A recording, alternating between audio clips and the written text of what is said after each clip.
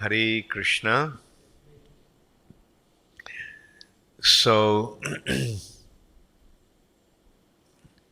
becoming Srila Prabhupada Anugas. Personally, I consider three instructions of Srila Prabhupada to be of prime importance to my spiritual life, in a way.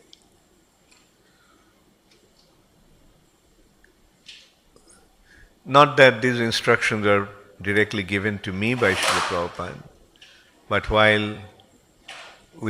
while being around Srila Prabhupada and seeing Srila Prabhupada instructing different devotees in different occasions, I kind of naturally selected those three instructions to be very important, and I will explain why. And those three instructions are: your love for me will be shown by how you cooperate with each other. The second one, no matter whatever happens, don't leave ISKCON. And the third one is, the GBC is the ultimate managing authority. I'll briefly explain in what occasions I heard Srila Prabhupada say these things.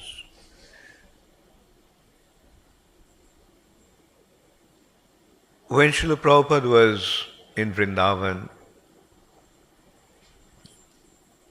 in his final days, I don't know how many of you know that in 1977, mid-77, around May, June, I don't exactly remember the date, Srila Prabhupada, one night in Rishikesh, we were in Rishikesh with Srila Prabhupada, a small group with Srila Prabhupada. And one night, Srila Prabhupada told us that the time has come for him to leave his body, and he wanted to leave his body in Vrindavan, so we should immediately take him to Vrindavan. So, that night only we packed everything up, and in the morning we left. Srila Prabhupada stopped in Delhi for the night, and next morning Srila Prabhupada went to Vrindavan. So at that time Srila Prabhupada actually went to Vrindavan to leave his body. But due to the request of the devotees, Srila Prabhupada decided to stay. And then when Prabhupada's health condition started to improve, Srila Prabhupada decided to go to the West. His plan was to go first to London, then New York, Gita Nagari, Los Angeles, and then Hawaii. And Prabhupada wanted to stay in Hawaii and complete Srimad Bhagavatam, translation of Srimad Bhagavatam. But unfortunately, when Srila Prabhupada went to London, his health condition deteriorated considerably. And Srila Prabhupada cancelled his trip and went back to India. And since then, that was in August, and towards the end of August. And since then Prabhupada was in Vrindavan, and his health condition was very, very critical. And then, as you know, on November 14th, Srila Prabhupada left this planet. So when Prabhupada's condition was quite sick, Prabhupada used to receive many letters from devotees around the world. And Tamal Krishna Maharaj used to read those letters out to Srila Prabhupada. And actually this letter came even before that, before Srila Prabhupada went to the West. But still, Prabhupada's health condition was bad. And why I remember, because Tamal Krishna Maharaj was reading this letter to Srila Prabhupada soon after Srila Prabhupada took some prasad, lunch prasad. But when Srila Prabhupada went back after London, Prabhupada did not really take prasad sitting down that way. Anyway, so Tamal Krishna Maharaj is reading this letter from one devotee. It was a beautiful letter, displaying wonderful emotion.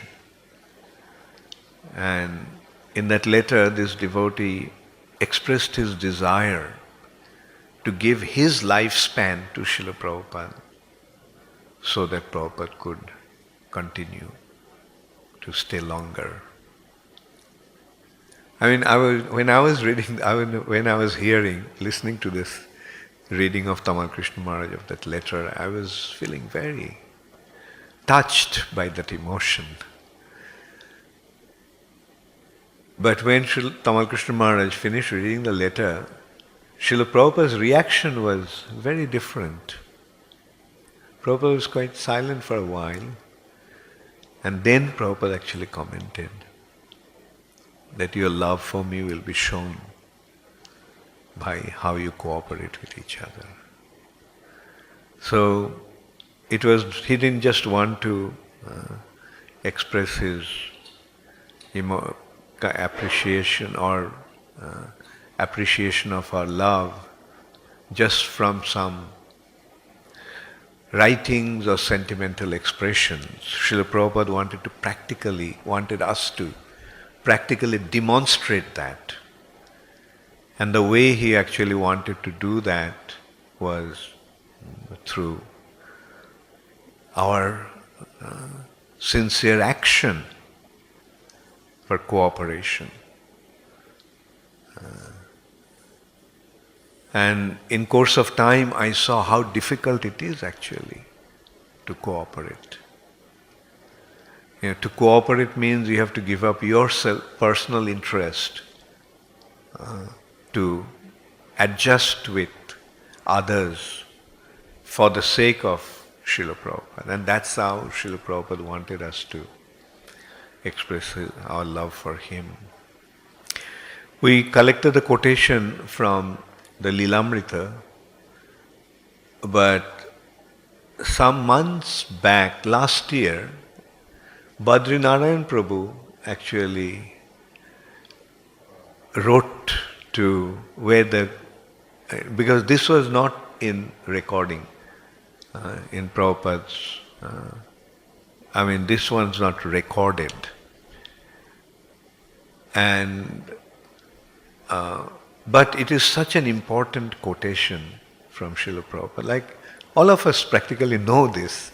Prabhupada wanted us to express our love for him through our cooperation. And then it was in the GBC conference, I think. You remember?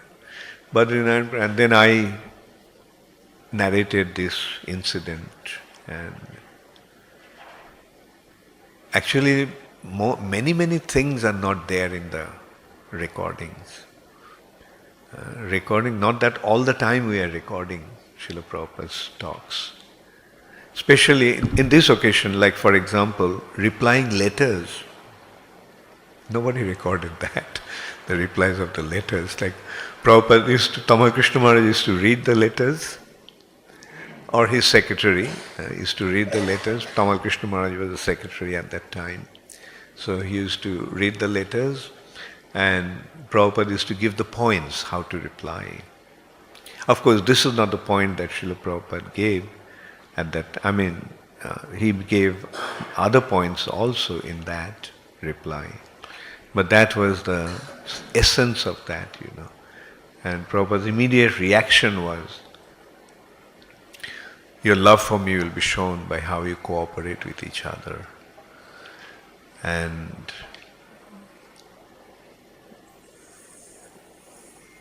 so I consider that to be an extremely important instruction, because Prabhupada's main concern was to keep this institution together, keep ISKCON together, and carry out the mission that he came to execute. Prabhupada knew that in his lifetime he won't be able to spread Krishna consciousness all over the world in every town and village. Practically Prabhupada did that considerably all over the world, but every town and village, it will take generations. Prabhupada knew that. And that's why Prabhupada was so emphatic about the institution. And as leaders of this movement, you all have to remember that, the importance of the institution. As I discussed yesterday, like Gaudiya Math did not see so many fall down of sannyasis. They were continuing. Practically all the sannyasis of Gaudiya Math. Actually, apart from this head who became the Acharya of Gaudiya Math after Bhaktisiddhanta Saraswati Thakur, I never heard of any sannyasi falling down in Gaudiya Math. And they continued preaching. They had their ashrams, they had their disciples, they had their spiritual scene going quite effectively. But that massive preaching mission that Srila Bhaktisiddhanta Saraswati Thakur started, that stopped. Although individually they carried on with their spiritual life quite effectively. But because the institution disintegrated, their preaching came to a standstill practically. Whereas in ISKCON, although we have so many gurus having spiritual difficulties, so many sannyasis falling down, but ISKCON's preaching is going on because the institution of ISKCON remained unaffected. ISKCON remained united and effective. So this is how we can see the importance of an institution to effectively preach in a massive way as it is needed in order to spread Krishna consciousness in every town and village. Now, how will we be able to keep this institution together? Only through the spirit of cooperation. Like if we cooperate, in this respect Prabhupada also kind of jokingly, of course this I didn't hear directly from Srila Prabhupada, I heard from some other devotees that Prabhupada once jokingly said, in Krishna consciousness, while we are preaching, spreading Krishna consciousness, 1 is 1, 2 is 11. 3 is 111. Like this is the effectivity of our unity. 2 devotees is not 2 devotees. 2 devotees are equal to 11 devotees. And the more devotees get together, more powerful the effort, more powerful the result of the efforts actually become. And we are seeing that. A group of devotees work together and amazing things happen. And why? Because when Chaitanya Mahaprabhu sees that we are working together, his mercy flows through this united effort. And that's why, see, like Prabhupada was coming from a background where he saw in front of his eyes how his spiritual master glorious mission disintegrate, simply due to the internal conflict. Like at some point it became so bitter. Of course, I only heard from the third persons that they were fighting and they were involving outside people in their fights. They were even, in Mayapur, they were involving the Muslims in their internal conflict. That shows, how unfortunate the state of affairs became there at that time. On the other hand, we see in ISKCON, although it's unfortunate that so many members left the movement and gone away, and this is how I also see why Srila Prabhupada made that statement. Although the devotee was willing to offer his life for Srila Prabhupada, Prabhupada was not interested in some sentimental words. Prabhupada wanted a practical demonstration. And the practical demonstration is in our endeavor for collective work collectively, just for the sake of Srila Prabhupada's pleasure. This is how he wanted us to express our love for him. Not just empty words, I love you and Prabhupada. Okay, if you want to give your life, then give your life to ISKCON. You don't have to give me your lifespan to extend my life. If you want to give your life, then give your life to ISKCON and function in ISKCON for my sake. That's Prabhupada wanted us to do. And that's the way to do it is through cooperation. The collective endeavor is going on. A big, important mission is going on. And let us simply become a part of it. So this is one very important lesson I learned from Srila Prabhupada, which I consider to be one of the most important instructions of Srila Prabhupada in my spiritual life. The second one, no matter whatever happens, don't leave ISKCON. This also happened in Vrindavan. One sannyasi, brilliant preacher, very powerful leader. He was a GBC also.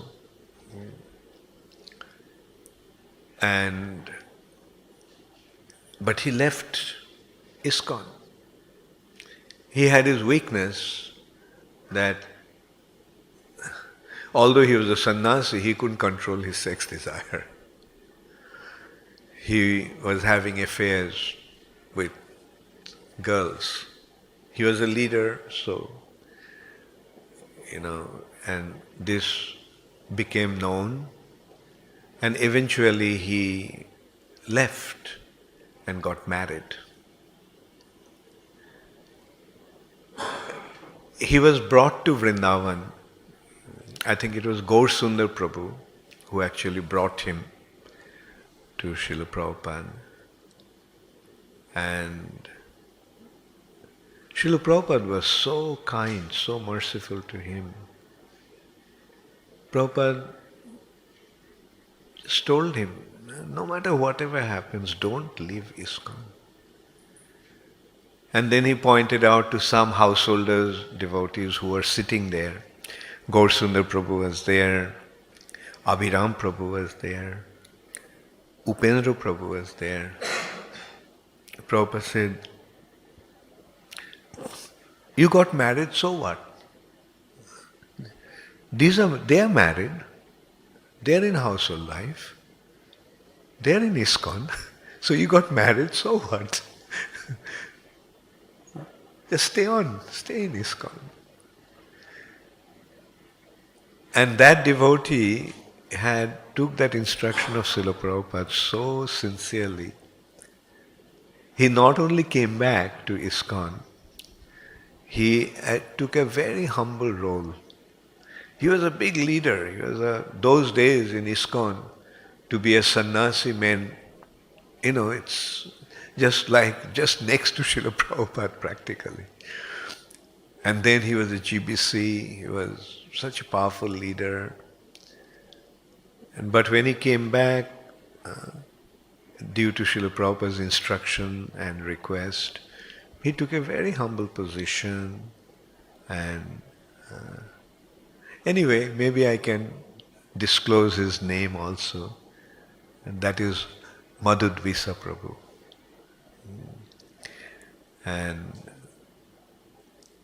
And as you know, like those who are familiar to him and the way he was in Los Angeles, he took a very humble position, and he continued.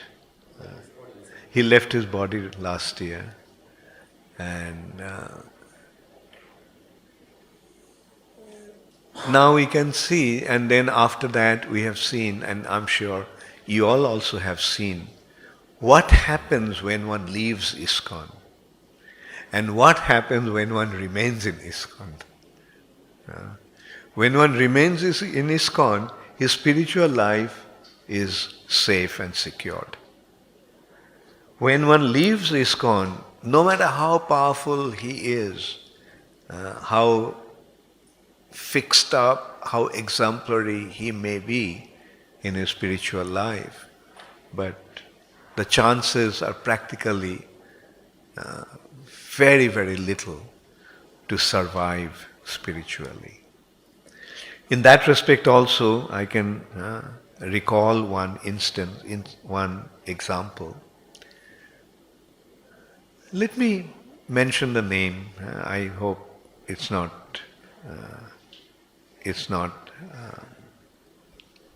improper, inappropriate. This was Jasodanandan Maharaj. How many of you know Jasodanandan Maharaj? Very few of you. Yeah. He was such an exemplary sannyasi. He was in Vrindavan. He was the principal of the Gurukul there. Extremely learned. He used to remember the verses, maybe just next to Prahladananda Maharaj. And like, very exemplary. I mean, very staunch, very fixed up sannyasi. Unfortunately, also, it's really unfortunate because no one ever thought that Jasodanandan Maharaj would leave. But unfortunately, he was practically driven out of ISKCON. Anyway, that is another another history of ISKCON. I don't want to get into that. I don't want to open that that section. Like, and I used to have a lot of appreciation for him, and so Jasodanandan Maharaj, I got to know that Jasodanandan Maharaj left ISKCON. And those days I thought that, well, he may have left, but he will continue with his spiritual life unhindered. And then when I went to America, I inquired where was Jasodanandan Maharaj. Then I got to know that he was in Buffalo, I think. Yeah.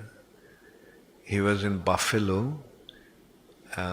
He was staying at the backyard of a devotee's father's house. Really remember Murli Krishna? Like he was the vice president of Montreal, no, Toronto, the vice president. He was staying at his father's house in the backyard. And I asked how he was doing. And I was told he is very fixed up. He had his own Shila, he has his own deity. He's continuing his spiritual life. Naturally, I was very happy to hear that. And I thought that someday maybe I would try to go and meet him. Then next year when I went to America, I again inquired. And I got to know that Jasodanandan Maharaj gone to the university to study law. And so it continued like that. But yeah, he's studying law, but his spiritual life is very intact. I asked whether he goes to college dressed as sannyasi. He said, no, he goes to college dressed up in regular clothes. And then I asked next time I heard how is he. Yeah, he's okay, he's studying law and he has a girlfriend. And next I heard that he is working as a lawyer's assistant. At that time I actually met him in Toronto. He was in Toronto. And I went and met. He came to see me actually when I expressed. I spoke, and he came to the temple to see me. And we spoke, and I didn't want to embarrass him asking questions in that. I just accepted whatever has happened. Anyway, so this is it. Like such a staunch, fixed-up sannyasi, but he could not maintain his sannyas order away from ISKCON, although he tried for so long. Like that's how difficult it becomes to maintain one's spiritual life. I mean, of course the question may arise, well, maybe it's difficult for sannyasis, but what about grihastas and brahmacharis? Yes, for householders maybe it is easier to survive outside because they are actually fighting. If it's a battle, they're fighting from within the fort. So the chances of being affected is much less. But still, when we are fighting against two very powerful, extremely powerful enemies, Maya and Kali, a joint attack from them is very difficult to survive outside of ISKCON. And also another thing is that I saw many devotees who left ISKCON and joined Gauriya Math. They also have various difficulties. Like one thing I notice that joyful mood of executing devotional service is missing in them. That's one thing I notice. They become critical unnecessarily. Like I notice one thing, ISKCON devotees rarely criticize anybody. Whereas their whole thing practically is to criticize ISKCON.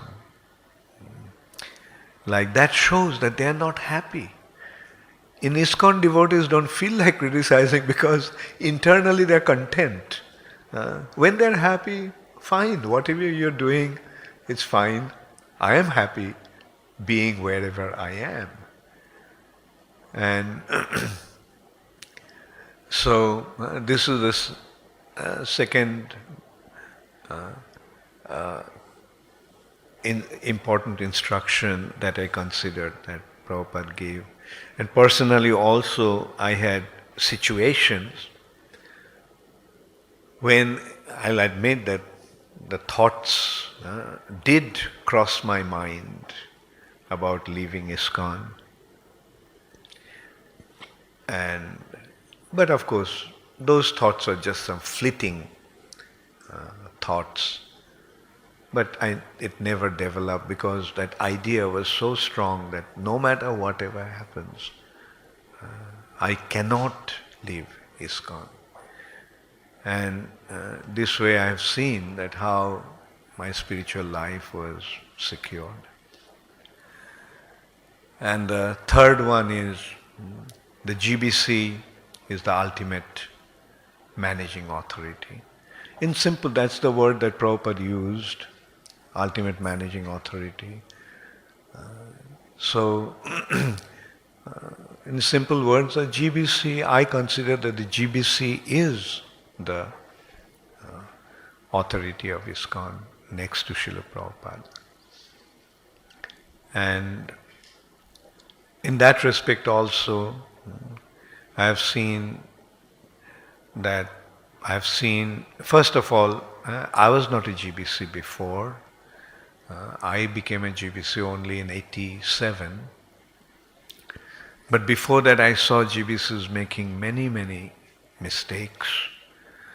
I saw personally how different manipulations and maneuvering took place among the GBCs to get certain things done, to get their agenda through. And it did affect my faith to some extent, but I didn't allow that thought to dwell in my mind for too long. And I always justified it. Okay, Prabhupada said GBC is the ultimate managing authority, so let them decide. I am not in a position to judge their decisions. and one thing I can say, that following these three instructions, I found myself quite safely situated in ISKCON, and my spiritual life being very nicely secured and protected in this wonderful arrangement that Srila Prabhupada made for us. So, to substantiate these quotations, I will substantiate these three points. I just collected some quotations. This one, your love for me, said Srila Prabhupada, will be shown by how much you cooperate to keep this institution together after I am gone. This is from the Lilamrita, as I narrated this one also. The Srila Prabhupada, this is from in a room conversation with Radha Damodar Sankirtan party. Srila Prabhupada is saying, Ekaki amar nahi pai bol. The purport of the verse is that even Lord Chaitanya Mahaprabhu, his God himself, Krishna himself, he felt alone, unable to do this task. He felt, so this is the position. You are cooperating, therefore I am getting the credit. Otherwise, alone, what could I do? Prabhupada is actually being very honest and fair in this. Like, Prabhupada got the credit for spreading Krishna consciousness all over the world, but at the same time, Prabhupada was so grateful to his young American and European disciples who took the challenge to take this movement to the rest of the world and spread it there. Prabhupada could accomplish this mission because of the collective endeavor of all those devotees. Devotees like Prahladananda Maharaj. At a very young age, they have given up everything, joined the movement, and dedicated themselves completely. And the kind of spirit that they displayed at that time is incredible. Like, I remember one devotee, Kshudi Prabhu. I don't know, really many of you know Kshudi Prabhu. He is a young, at that time, of course, now he is quite elderly. At that time he was in his teens, maybe 18 years old or so. And he was seeing, it was in Mayapur, he was telling me that he was seeing that all these big devotees have gone out, started the movement in different corners of the world, and he also felt that why don't I also do something? So he sat with the map and atlas, and he was looking at it, and he saw all the possible places have been taken over. But there's only one place that is still to be conquered. That was Russia. I'm sorry, that was Africa. And he said, okay, I'll go to Africa. So he went. He was not only young, he also is quite frail in his physical stature. So he went to Srila Prabhupada and expressed his desire that he wanted to go to Africa to preach Krishna consciousness there. Prabhupada appreciated that spirit. But at the same time, Prabhupada felt that he needed support. So he told one sannyasi there that you go with him and preach in Africa. So Prabhupada allowed him to go, and Prabhupada sent one sannyasi also to go with him. Not that he went with the sannyasi, here the sannyasi went with him. and he went to South Africa. He was the one who opened up South Africa. Did you ever meet him, Shuddhi Prabhu? He comes to South Africa from time to time. Very wonderful devotee. He's mostly in Laguna Beach area. So this was the spirit of the devotees. Upendra Prabhu went to Fiji out of all places. He said this was the spirit at that time. Okay, this place, Australia has been taken over. New Zealand has been taken over. So where can I go? Oh, Fiji is still there. So he decided to go to Fiji. And he started the movement there. And everyone has a story, those who took that kind of adventurous steps. Like how Krishna helped. Like Shuddhi Prabhu, South Africa at that time was, in the middle of apartheid. Apartheid means, a very strict, separation between different communities, right? That is, like the whites live in the white area, blacks live in black area, Indians live in Indian area, and intermingling was not allowed.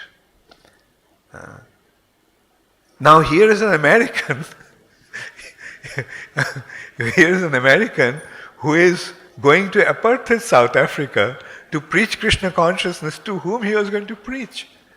To the Indians. And he didn't know anybody there. Either of them didn't know anyone. So, but in the plane, they meet two Indians, very influential Indians, in their flight to South Africa. And right there in the plane only they made the arrangement. Okay, you can come and stay at my place. And that's how it started in South Africa. And Shuddhi was eventually arrested for mixing with the Indians. That was a big crime there. And his father had to come all the way from America to release him. His mother was a lawyer. And so this was the spirit at that time. Like devotees, in order to show their love for Srila Prabhupada, they would go to different corners of the world. And Prabhupada appreciated that. I heard when Srila Prabhupada was celebrating Srila Bhakti Siddhanta Saraswati Thakur's Vyas Puja in New York. Maybe Pralananda Maharaj was present there at the time. Prabhupada was telling that how he saw that all these young American boys and girls who came to help him were actually sent by his Guru Maharaj. That's how he saw that all these boys and girls were sent by his Guru Maharaj to help him in his mission. He went to America alone, without any resources, without any support. But these young boys and girls came forward to help. And as a result of that, he could accomplish his Guru Maharaj actually wanted. And while speaking like that, Srila Prabhupada broke down crying. That is how he appreciated the help and support of these American disciples.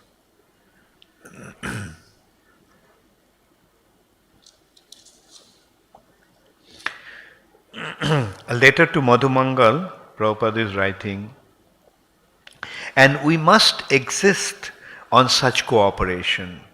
Otherwise, the whole thing is doomed if we simply go on fighting over some small things. So try to organize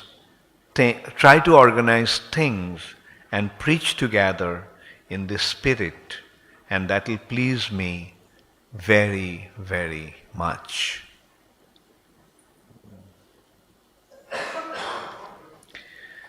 So about never leaving ISKCON, Srila Prabhupada is saying, so kindly take my words and do not leave our society. I love you all very much, and if you go away and stay independently, that will be a great shock to me. I want to meet you all together.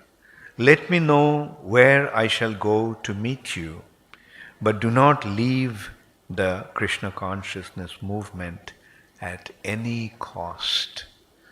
See, this is how Srila Prabhupada was prepared to meet the devotee and bring him back.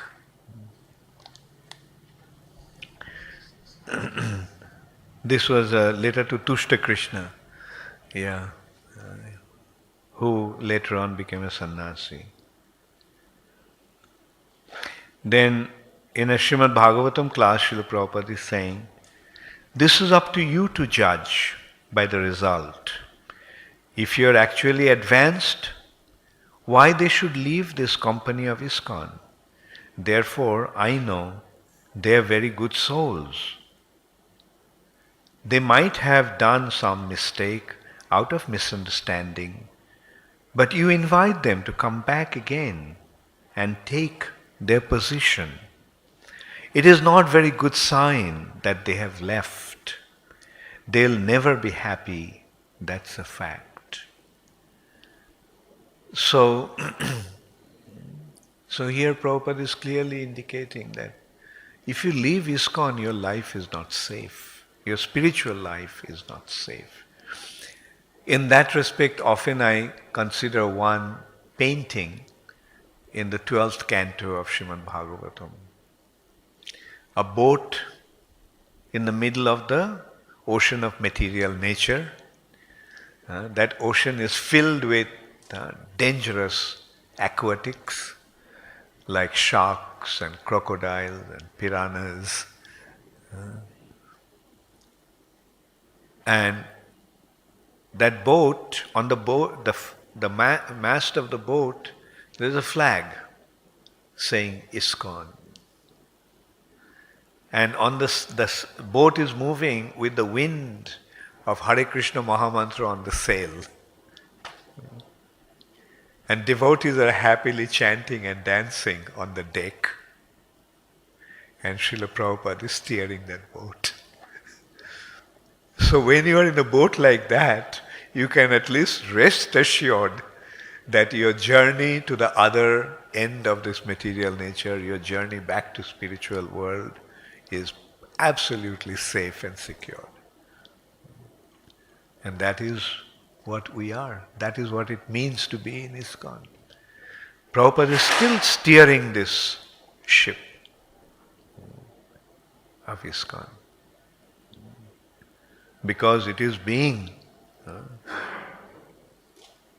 managed based on Srila Prabhupada's instructions and driven with the intense desire to please Srila Prabhupada. So when we have such a safe boat, why should we worry? Why should we ever leave? Now consider, if we take it literally, this situation, if we jump overboard, where are we going to land up? we are going to land up in the middle of this dangerous ocean of material nature. And what's the hope? We may say, well, those who are leaving ISKCON and joining Gauriya Math, they or some other spiritual organization, they may think that, well, I am in a safe situation. But we are seeing that those boats are nothing compared to this massive ocean liner of ISKCON. Like a small rickety boat, for how long it will survive? Only as long as their illustrious leaders are present. But when they go, whereas ISKCON has gone through that tribulation. Like after Srila Prabhupada's disappearance, ISKCON had gone through many, many difficult situations, but ISKCON is still going strong. ISKCON has been able to overcome that challenge, because after the Acharya leaves, there is bound to be crisis. And they're facing the crisis in the form of internal struggle, conflict, fights. The other day I had some meeting with some other groups, and this person was telling me that he doesn't want to do anything, give any money or do any any important project in their math, because he's saying they're already fighting. Now, if he starts something there, then the fight will become even more intense. So why add fuel to the fire of fighting? So that is, they are admitting the situation there. Whereas in ISKCON, we had difficulties. But 37 years after Srila Prabhupada's disappearance, ISKCON is still there and actually becoming stronger and stronger with the passing of time.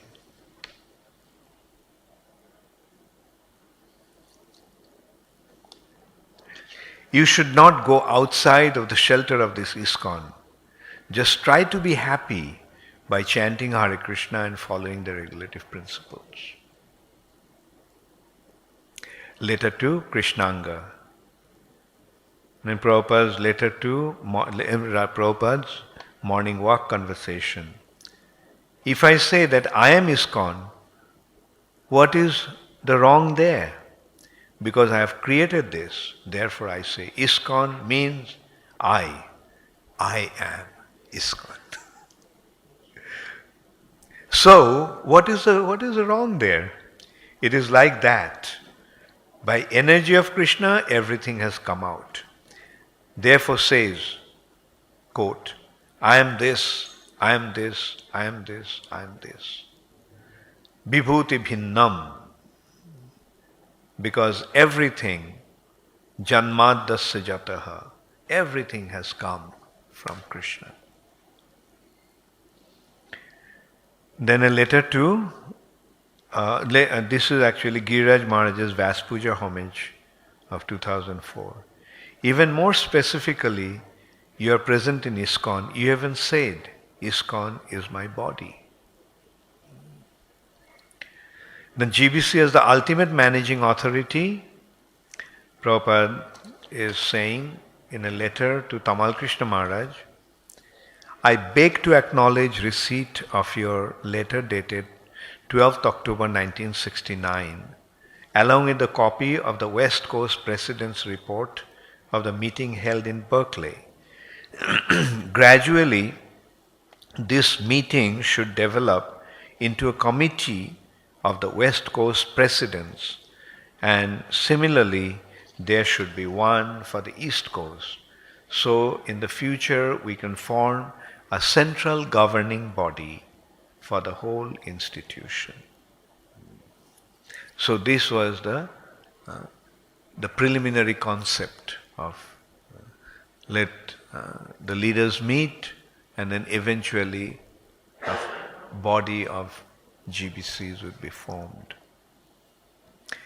In the direction of management, ISKCON's direction of management, it says, as we have increased our volume of activities, Now I think a governing body commission, hereinafter referred to as the GBC, should be established.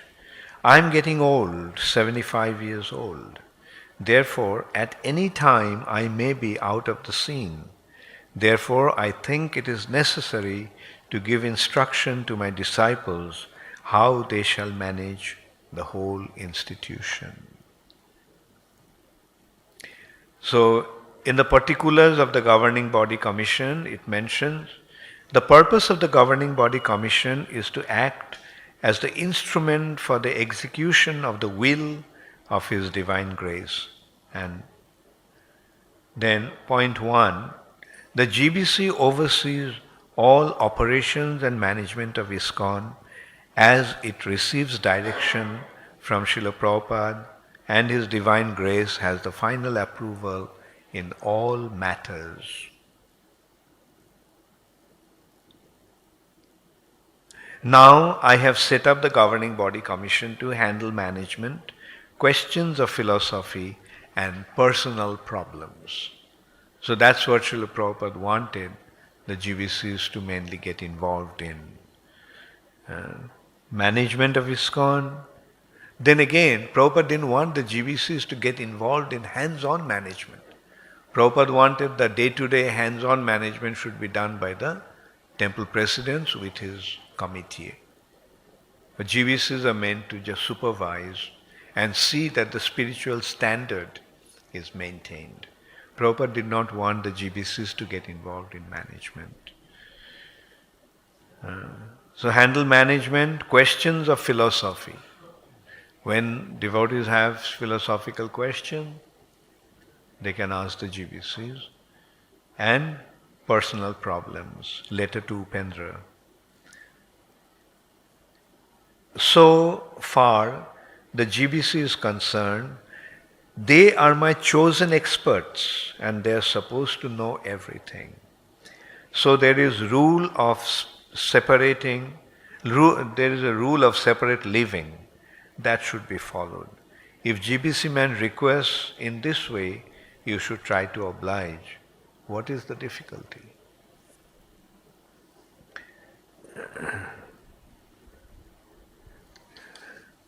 So further,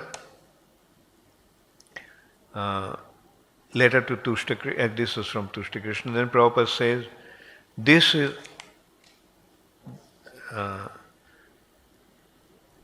that is up to, in a lecture, Prabhupada is saying, that is up to you to judge by the result. If they're actually advanced, why they should leave this company of ISKCON. Therefore I know they are very good souls. They might have done some mistakes out of misunderstanding, but you invite them to come back again and take their position. It is not very good sign. The pages got...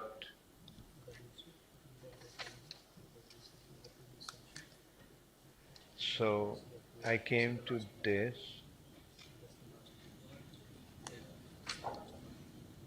Oh, that's the last page. So this page is before that. Okay.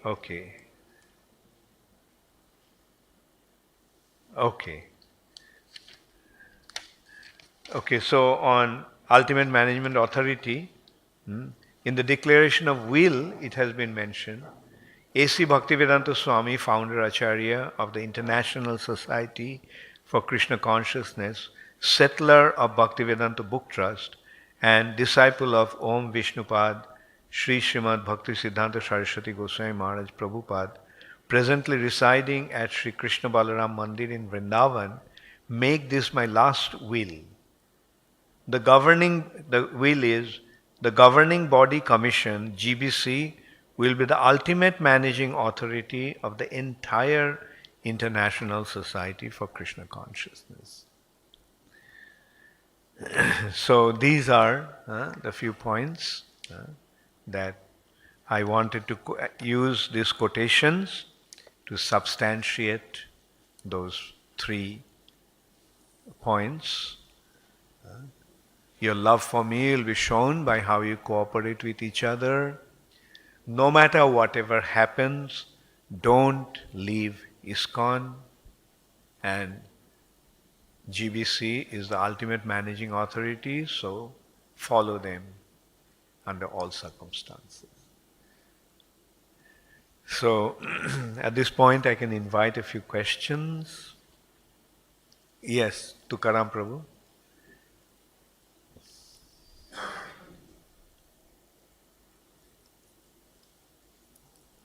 Maharaj, you made the point that in the early years of the GBC, that they made many mistakes that you were witness to and perhaps that you suffered through. And so I was wondering if you had any thoughts that you wanted to share. Sometimes you're in a service position and there's somebody who's above you and they make what you think is a mistake or maybe even an egregious mistake. And so I was wondering if you could speak something about your fortitude or your realization or what empowered you to remain even when things became quite difficult for a period of time. Okay, yes. As I mentioned yesterday, that there's nothing to hide because we are dealing with mature leaders of ISKCON. And it is important that they get to know things as they have happened and learn from that so that they don't commit the same kind of mistakes in future. You see, the times when I had my doubts about GBC, seeing that they are making mistakes. So I'll give two examples how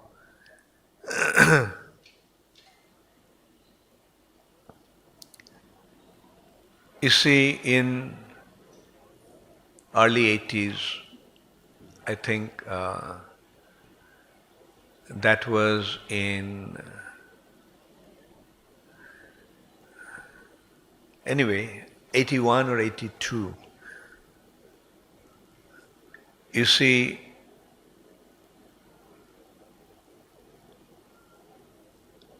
one guru at that time had major spiritual difficulty. And he was, he was expelled.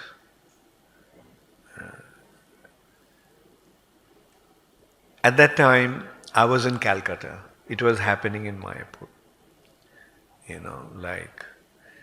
And my feeling was that it should not be done because the crack should not take place on the head. That's how I was seeing that, they are the head of the movement. And if there is a crack at that time, then, that would have some terrible repercussions. And so I was in Calcutta at that time. I was in Calcutta because I wanted to be away from all that. All this turmoil was going on at that time. And I was in Calcutta and with Adri, I was talking. Adri Dharan Prabhu, you probably know.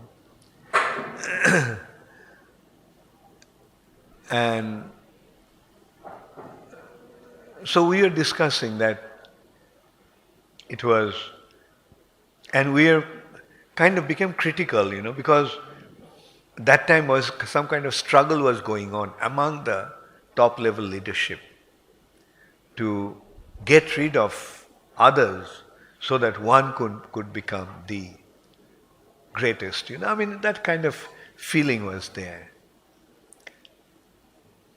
And then at one point, I just told Adri that, look, the GBCs have decided, so we have to accept it. Right or wrong, we are not in a position to judge. And then when I went back to Mayapur, then I got to know that that person who had been expelled, had a major spiritual difficulty.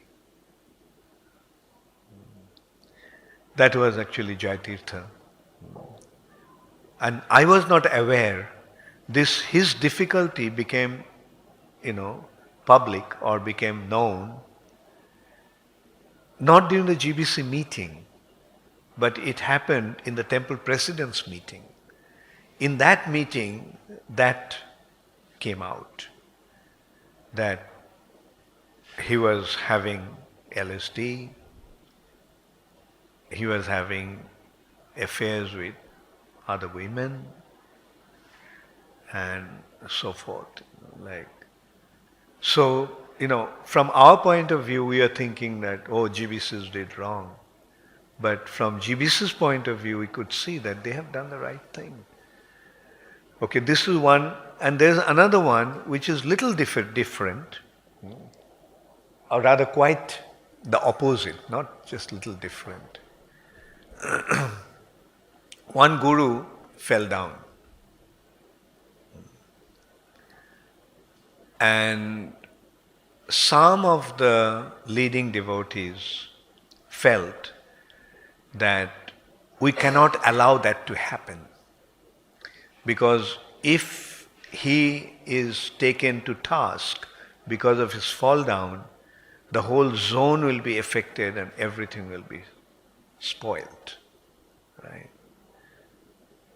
And you see, those days, Tamal Krishna Maharaj used to stay with me. When we were serving Srila Prabhupada, Tamal Krishna Maharaj and I were always staying in the same room. And he used to, when he used to come to Mayapur, he also used to choose to stay in my room in Mayapur. And the other leaders were coming to him, and I could see a very systematic, strategy was being made to prop up this fallen guru. So much so that, because those days, ultimately the ratification is to come from the proposal of GBCs, to come from the temple presidents. They were even counting how many temple presidents would be there, and they made arrangements to bring temple presidents who would support their cause or take their side, so that in temple presidents meeting also, it will pass. And, it was so kind of, unpleasant, and so I saw, how the political maneuvering was going on. But that time also I thought, they're the GBCs. I was not a GBC at that time. So they're the GBCs, they're deciding something. Let them decide, because they are the ultimate managing authority. Whatever they are doing, they know. I am not in a position to judge them. And I have seen that all those things have, happened and in course of time been rectified also. And, so just, following this instruction, the GBC, as the ultimate managing authority, we don't lose, but we actually become more fixed in our spiritual conviction. Thank you. Yeah. You had a question, and then I'll take your question. Revati Raman Prabhu? Yeah, you had that. Yeah. Hare could Krishna. give the mic to him? Yes, yeah, okay. He has the next question. Thank you, Maharaj, for such wonderful realizations. And simply you poured your heart out for us, for our benefit. Thank you very much. And here is very clear that GBC has ultimate managing authority. And the will is there very clearly. The Prabhupada says, GBC is the ultimate authority. In the will, okay. Yeah. Why still some leaders have that doubt? Why? The conflict is going on. Tell me, when can one doubt Srila Prabhupada's instructions as clear as that?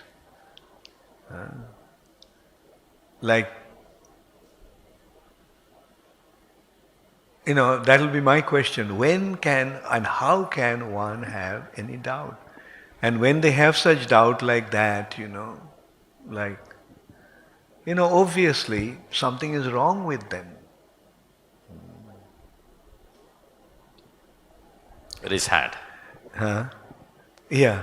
Very sad. It's sad. Sad. Yes. Thank you, Maharaj. Once again today, so many nectarian realizations which are so pertinent to all of our service. I have a question regarding mercy. In that case of, you mentioned a fall down and subsequent marriage, and Srila Prabhupada was very merciful and inclusive, trying to keep that person engaged and so on. What instructions would you give us in the case of a different kind of fall down, where somebody is misusing this society's assets, property, grossly misusing for their personal benefit? How to show mercy and what form that mercy will come in, at the same time protecting the society? Very good. Thank you very much. Such a nice question. Prabhupada, this is about leaders, GBC and other senior leaders, sannyasis.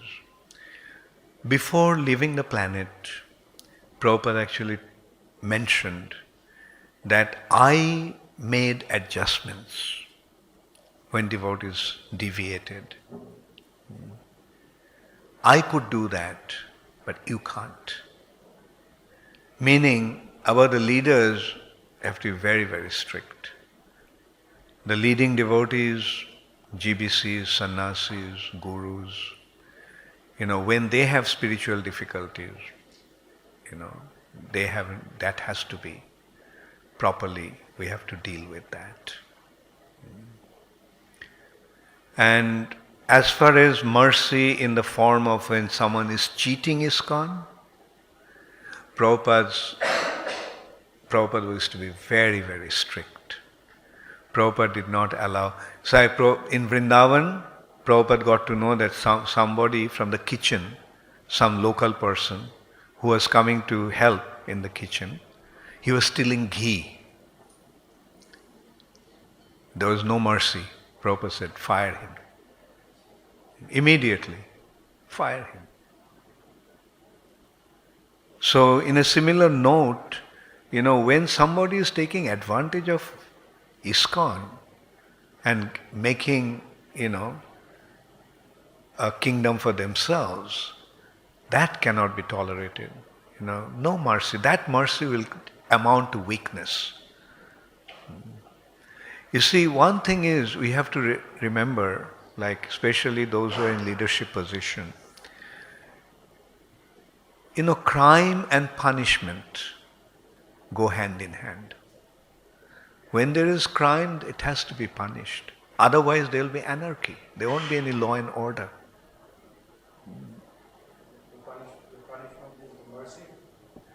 Punishment? That's how you show the mercy in that case? By punishing. Right, by punishing. Otherwise, there is no. Yeah, otherwise, his spiritual life will be lost. Correction. What is more important? Material assets or spiritual life? At the cost of our material gain, should we allow our spiritual life to be destroyed? And yes, in the ultimate sense, that is the mercy. You straighten him out. Don't do that. That's not right. If you have taken something illegally from ISKCON, return it back to ISKCON if you want to save your spiritual life.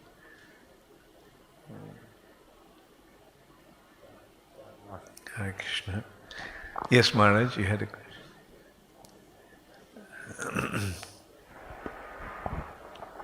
Maharaj, I just wanted to comment on the last question. Sometimes I hear devotees... Maybe I can just add one thing also. Like, before that, before we come down, it's not that, to correct that person, straight away we have to become heavy. First, we must try to make him understand that, look, what you have done is wrong. And make him understand that, look, consider here, what is more important? your material gain or your spiritual life. So are you going to sacrifice your spiritual life for some trivial material gain? So don't make that mistake. You have done something wrong, return it back to ISKCON for the sake of your own spiritual benefit. And preach to him like that, and but if he doesn't correct, then take a heavy action. Hare Krishna. Yes, Maharaj. Maharaj, regarding the question by Tukaram Prabhu about the GBC being the ultimate governing body, I've heard devotees talking and senior devotees, and they say that managing authority, not spiritual authority. They don't seem to appreciate that managing includes spiritual. And so, yeah, good point, Maharaj. Yeah, it's a very common, misunderstanding, I would say. Okay, let's put it in simple words. Is ISKCON a spiritual institution? So the affairs of ISKCON is spiritual or material? And the management of ISKCON is spiritual or material? It's a spiritual organization. Whatever is happening here is spiritual. Like management, does it mean that when we come down to management, then we step down from spiritual to the material plane? No. It's all spiritual. And also, in this respect, we have to also consider that ISKCON is not managing. ISKCON is not being managed the way other material organizations are managed. They manage by giving incentive, giving remuneration, giving all that. But in ISKCON, one is rendering voluntary service.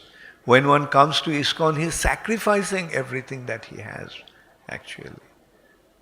So when you are managing these people, and when these people get involved in management, how can we ever consider that that is a material act?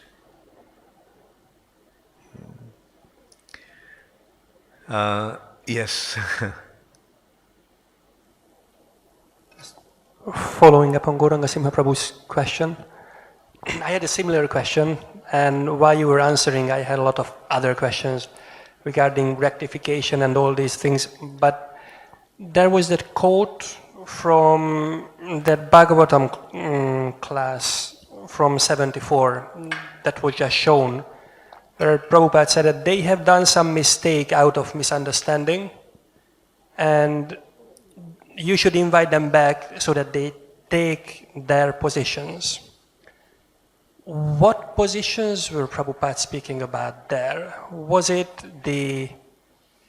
just be devotees, that's your position, so just continue practicing Krishna consciousness, or it was some of their managerial positions or other positions within ISKCON?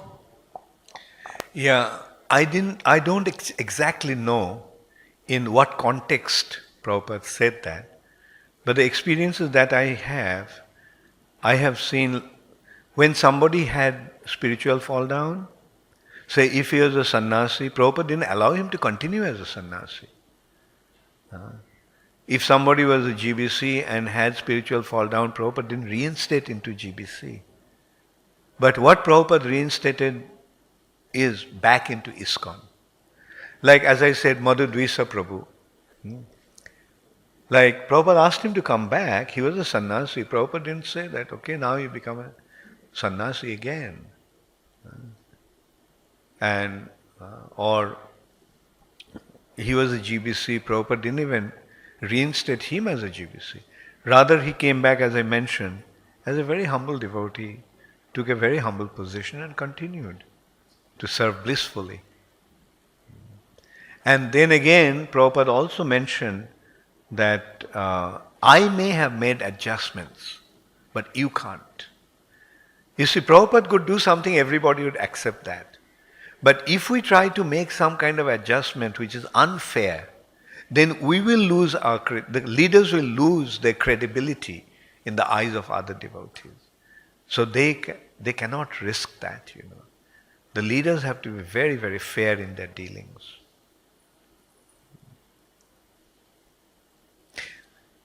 I'll give you an example. Once in Mayapur, at that time there were some young Australian girls in the girls' Gurukul. They opened a girls' Gurukul. And some boys were caught together with these girls. And when they were being interrogated and kind of, judged, then they actually made that point. When a guru fell down and you didn't do anything about it, so why do you subject us to punishment for our action? See, there were just some Gurukul, young, 13, 14, 15-year-old boys and girls. They are just, they are noticing that you are covering up a guru's fall down and keeping him, in his position, whereas, you are trying to punish us for our act. So this is how we lose our credibility, We won't have any authority to establish our judgment. Gauranga Prabhu. Yes, Kaunteya Prabhu.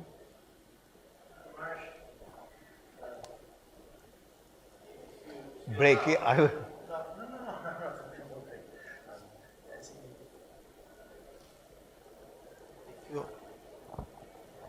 Hare Krishna, if you allow, in connection with that question about the GBC just managers, just managing, can I show a couple of quotes? Okay, maybe, sure. Maybe relevant. And should I in the meantime take Gauranga Prabhu's question? Sure. And so while you are setting it up, I can answer his question. I have two questions.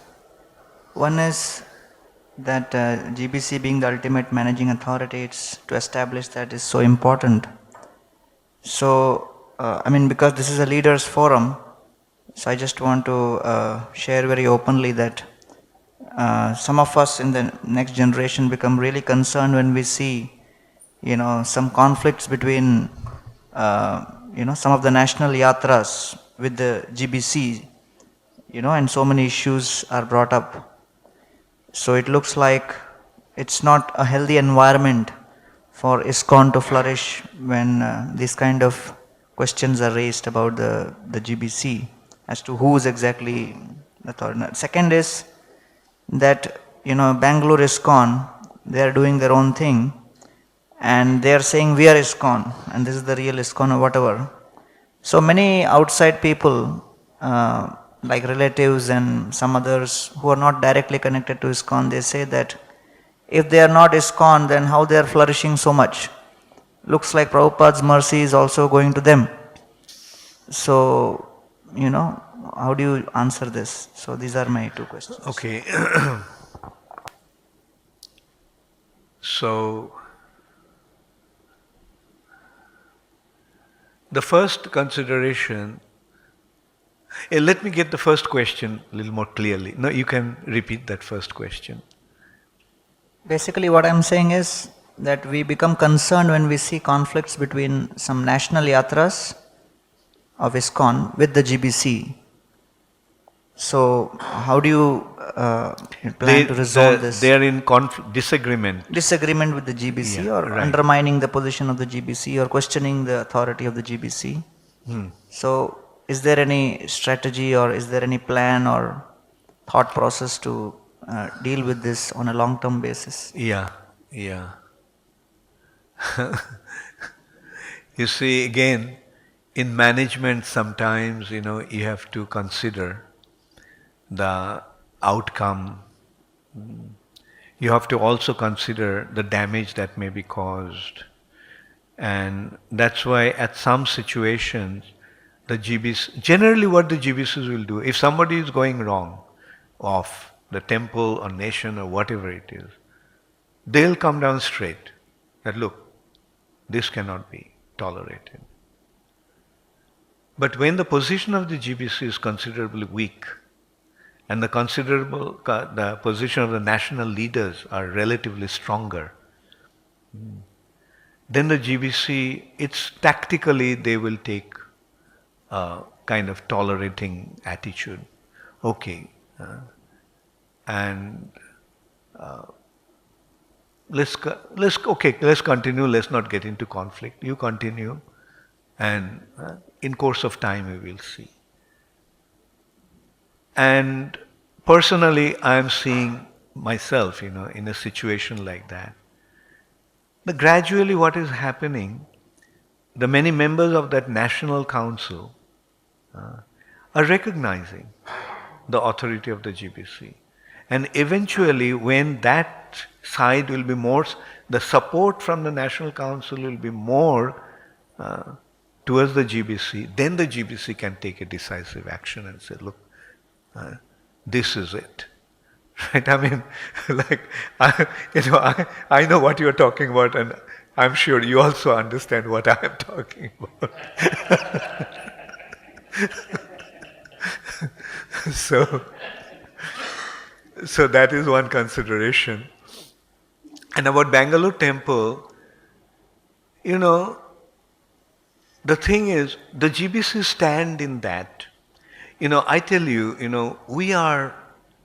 some of us are practically prepared to bend over backwards to accommodate them, bring them back to ISKCON. But that cannot happen at the cost of our spiritual principles, right? We cannot compromise the spiritual standard that has been established by generations, in the past. Siddhanta. We cannot compromise the Siddhanta for, and the Siddhanta is very simple. They are saying Prabhupada will continue to give initiation after his disappearance.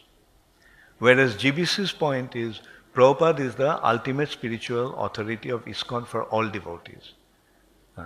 Diksha is not the only consideration. More important than Diksha is the Shiksha in our Sampradaya.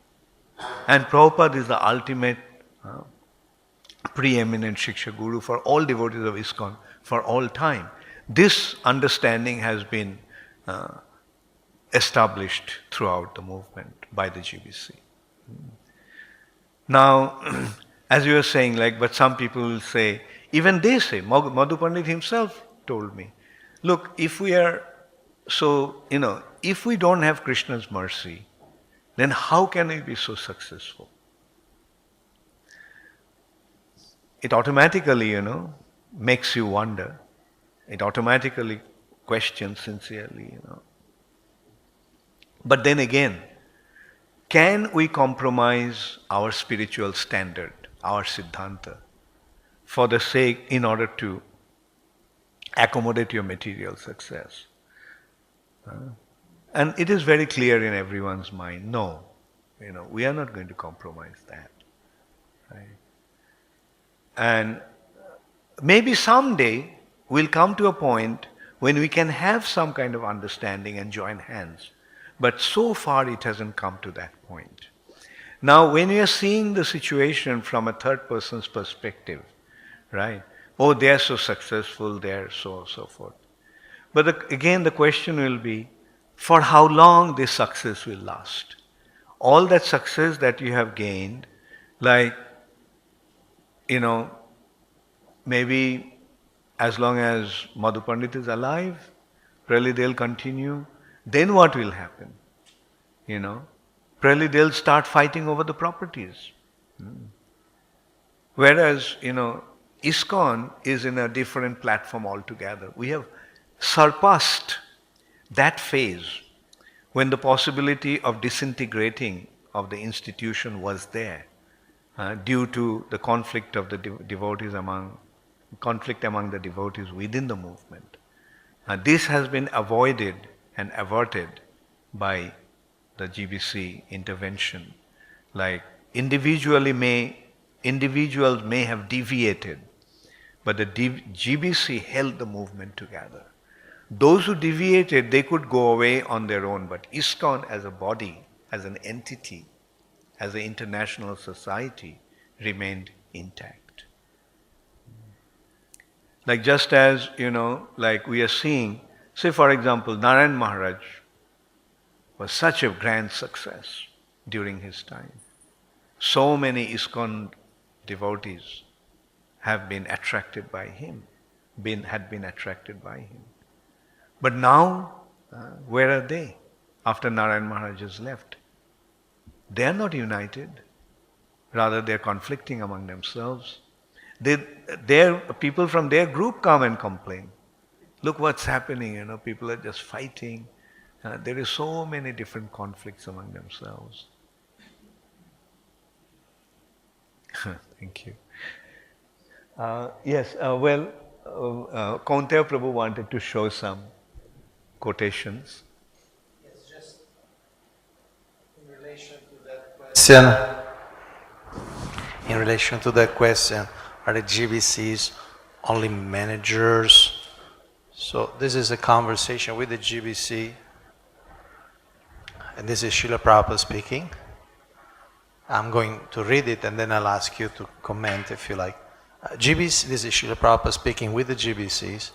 GBC means now they should tour very extensive. That is the first principle, the GBC. Not sit down in one place and pass resolution. No, they must be very active. They must act like me. As I am old man, I'm traveling all over the world. Now, to give me relief, the GBC members, I shall expand into 12 more so that they can exactly work like me. Gradually, there will be initiators, at least first initiation. Would you like to comment, Maharaj? No, I mean, it says everything. Okay, and I have another quote, and this is a magazine interview, June 10, 1976 in Los Angeles. And because it's a magazine interview, it's a public statement, actually, with a journalist. The interviewer, what happens when that inevitable time comes when a successor is needed? Rameshwar, he's asking about the future. Who will guide the movement in the future? Srila Prabhupada, they will guide. I'm training them. Interviewer, will there be one spiritual leader though? Prabhupada, no, I'm training GBC, 18, all over the world. Thank you. Thank you, Kaunteya Prabhu. So it substantiates that point so nicely. Thank you. Maharaj, there are two questions. First one is morning class also and many times in lectures. We hear about Prabhupada was against this democracy. But the management of ISKCON itself is a democracy. How do we resolve this kind of understanding? What exactly, how to understand this thing? Because GBC functions in a democratic way. There's votings going on. And in temples also we had temple management councils. And even in the national bodies also we have voting. Yeah, wonderful. Very nice question.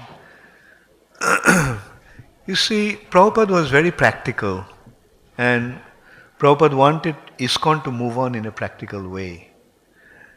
Like, when Prabhupada was here, Prabhupada was the, transcendental autocrat, right? Whatever he said happened. Nobody questioned. But at the same time, Prabhupada took, the opinions of others as well. I mean, I tell you, I was just a few months in the movement. Sometimes, Prabhupada would have a meeting with the leading devotees. And then when they were gone, Prabhupada would ask me, so what do you think of it? I was just a few months, of course, I never dared to even give any comment. But that gesture, showed Prabhupada's attitude. That, he would take even a young devotee, few months in the movement, his opinion about a very important matter that he discussed with the GBCs at that time. And so my point is that there is a difference between a so-called materialistic autocrat and a transcendental autocrat. Right? That's why I use the expression transcendental autocrat. Like that was Prabhupada, like although he was the final say, whatever he wanted happened. Whatever he said was accepted as the ultimate truth. But at the same time, Prabhupada used to take others into consideration. Right? See, in the transcendental platform and the spiritual platform, everything is perfectly harmonized. Autocracy and democracy can exist side by side because the institution is founded on the basis of Shraddha, faith and respect. The juniors have respect for the seniors and the seniors have affection for the juniors. A perfect, blend of relationship. So, so that is what Prabhupada did, and that's what Prabhupada wanted. But during Prabhupada's time, the line of authority was very clear, right? As temple presidents were the head of the temple. And everybody accepted that. If the temple president said something, accepted that. If the GBC said something, like Prabhupada said, your GBC is saying that, so you do it. Don't go against their decision. So that was the trend at that time. But gradually we saw, after Prabhupada's disappearance, ISKCON gradually embarked into another phase. The mood is like, in simple words, the element of faith has weakened. Shraddha for the superiors has been considerably affected. And it also probably happened due to the lack of efficiency and ability in the leaders. And as a result of that, when the faith is, like the example that I gave, at a time when the national leaders, in a way, are not accepting the authority of the GBC. If the GBC comes down heavy on them, then there will be a conflict. So the tendency is to avoid the conflict. Okay, you are thinking that way. Carry on. You carry on your way. We carry on our way. Let's not get into any kind of a conflict. So, this is, dealing with the situation in a practical way. Like if someone is, say for example, when the faith has been affected, respect for the superiors are, affected, then okay, let the decisions be made collectively. We don't have one person qualified enough to run the temple as the temple president. Okay, let's form a temple council and collectively manage the temple. So these are the practical, considerations according to the time, place and circumstances. So now it is happening in a certain way according to time, place and circumstances. Again, we can consider, when does democracy become prevalent? When there is no qualified leader who can assert himself in such a way that everybody will accept him. So then comes, democracy. So ISKCON is also going in a democratic way, but at the same time, the authority structure is still there, especially the position of the GBC has to remain intact in ISKCON. That's what Prabhupada wanted. And through these two quotes that Kaunteya Prabhu gave, again substantiates that Because if we throw away the GBC concept, then who will deal with the critical situations? Who will make critical decisions? One more question, Maharaj. Yeah. One major difference during Prabhupada's time and present day ISKCON is a presence of a huge congregation in different temples. Yeah. When we talk about earlier days, don't leave ISKCON, be in ISKCON.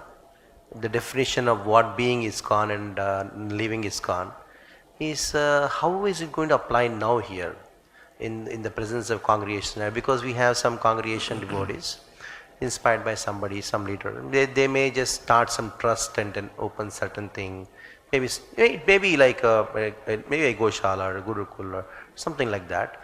So in one perspective it is okay, it is with ISKCON, and in one perspective it is not ISKCON, and you cannot tell anything because they are congregation, it is congregation money. So how do we understand this thing? Well, we have to accept it as different phases. When Prabhupada started the movement, it was new, he was in America, and he had the responsibility of spreading the movement. And for that, he needed a fully committed individuals to go all the way, right? And that's what Prabhupada did. Whoever came, Prabhupada, engaged them completely in the service of spreading Krishna consciousness. And that's how the movement actually went. And then, ISKCON embarked in another phase. Prabhupada left the planet. Those who are fully committed brahmacharis at one time, they reached a stage when they needed to get married. And then, the Indian community abroad, started to become attracted to Krishna consciousness. So they started to come in. So, from one phase, we embarked onto another phase. And then from there, probably we'll embark into another phase. It will happen, and that is progress. That is a part of our progress. Like, for example, today, those who are congregation devotees, wait till they reach their maturity. So many devotees are already thinking of settling in Mayapur, and so many have already settled in Vrindavan. And so many are even considering, those who won't be able to settle in India, they're thinking of, buying some large property, large piece of land, and live together as a community, and things like that, this is how, as long as the intention is pure, whatever actions are going through will be justified. It's a part of our progress. Thank you. Okay, I'll take the last question and then we'll have a Gayatri break. Hare Krishna Maharaj, thank you very much. I have two questions. One question is that when you are talking about the turmoil, what you have gone through, and a lot of turmoil we have seen in decision of GBC, and one devotee who was in ISKCON and now sannyasi in Gaudiya Math, I met him in transiting in Bangkok airport. And then he said, I wanted to come to Burma, and then I said, no, you cannot come as a preacher.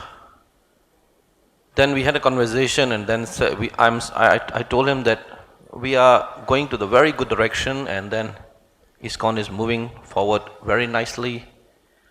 And then he asked me this question, that how are you sure that after 10 years, the GBC decision proven wrong again?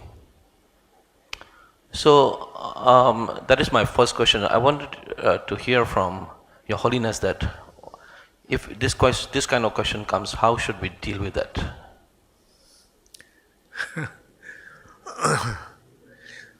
Well, a simple way to answer will be, well, I'll meet you again after 10 years.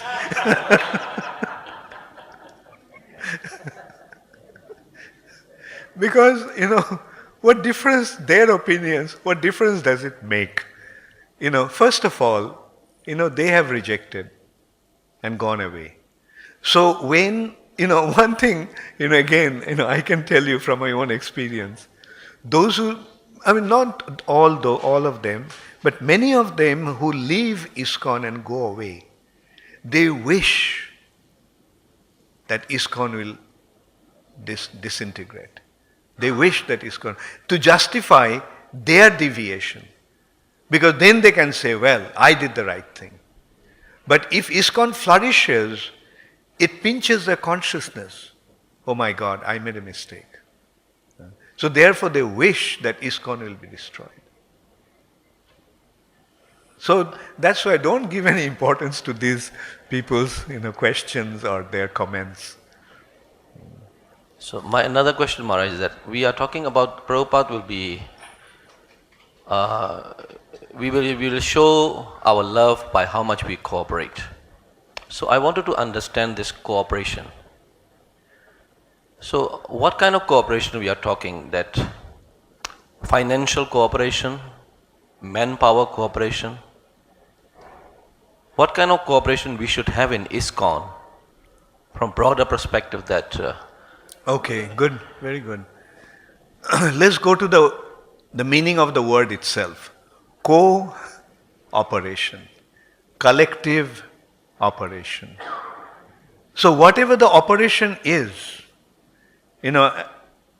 like financial, managerial, manpower, whatever the consideration is, let us all work together. And the ultimate purpose of the operation is to spread Krishna consciousness to every town and village. That is our goal. So let's try to strive for that. And let's not get deviated by any petty issues, which may create conflict among ourselves and hinder our collective endeavor to push the movement forward. Like, can you imagine how powerful this movement would be if not a single devotee didn't leave ISKCON? What this movement would be like. And so at least let's try to make it a point that from now on, no one leaves. Whatever has happened in the past, let it be. But at least, let us try as the leaders not to make anyone, especially the good devotees. Sometimes we have to cut the bad ones. If somebody comes taking advantage, cheating people in the name of ISKCON, we don't display any mercy to them. We say, please, go away from here. We don't want you. If you want to stay in ISKCON, give up your wrong propensities and become properly engaged in serving to make spiritual advancement. But if you have any other motivation, then please don't contaminate the atmosphere here. Thank you. Yes, you have a question. So, did you? Okay. So should we give a break now? So we'll take a Gayatri break now. So about the previous discussion, does anybody have any question? Any further? Okay. Yes.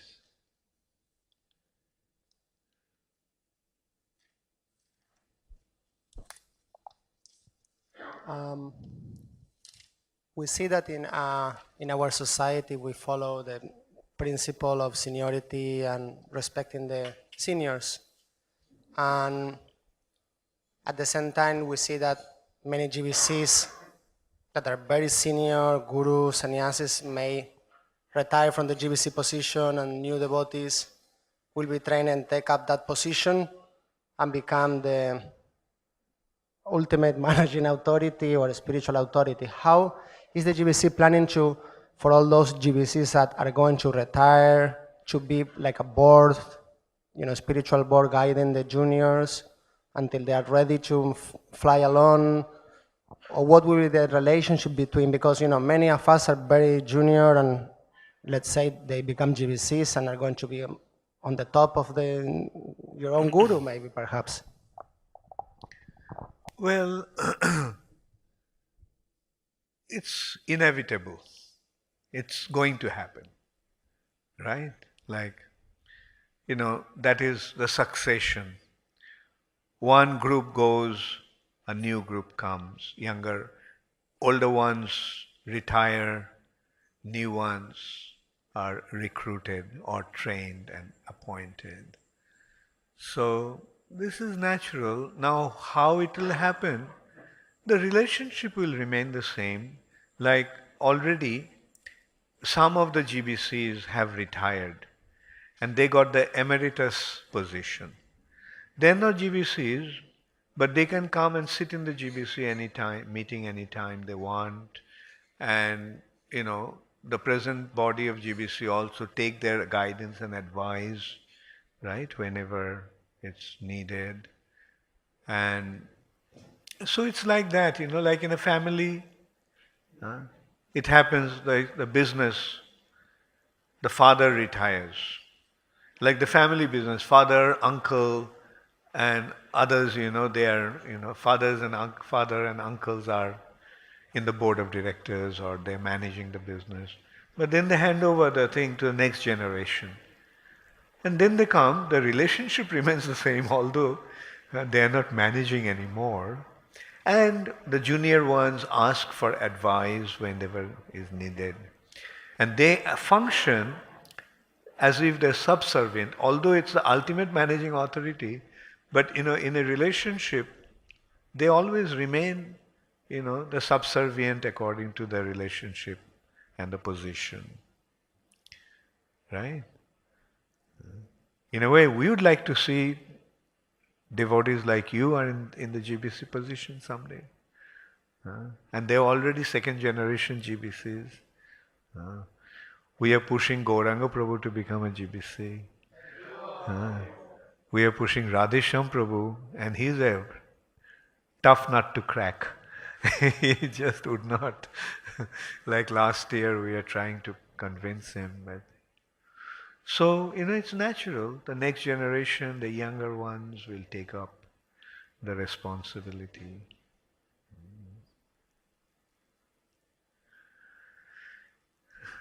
So, okay, if there is no question, then we go to the next topic.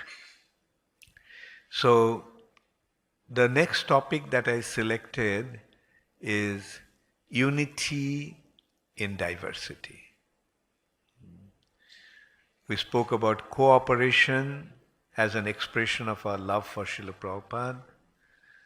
And now we will consider that although it is difficult to cooperate, difficult to work together, how to make it happen. Like, the diversity is natural. Every individual is an entity. He has his whole karmic background. He has his whole mindset. He has his very specific influence of the modes of material nature. So, every individual is an entity in itself. And so to have many individuals get together and function collectively in a spirit of cooperation can be a very, very difficult job. Like we are seeing, and especially in the age of Kali. In the age of Kali, it is very difficult to work together, to remain united. Because Kali's business is to divide. Kali, another name of Kali is, or another meaning of the word Kali is quarrel. So you can well imagine like how Kali functions. He creates quarrel, through quarrel he creates dissension. And as I mentioned yesterday, Kali is the offspring. Kali is the son of envy and anger. So what causes quarrel? Envy and anger. But we have the challenge to become united. That means we have a challenge to counteract the influence of Kali. Kali is trying to divide through quarrel. And our business is to remain united and cooperate. That unity will be with the purpose of achieving the mission through our cooperation.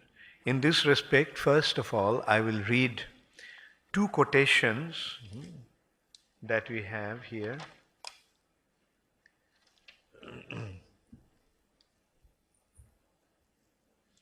In respect to unity in diversity.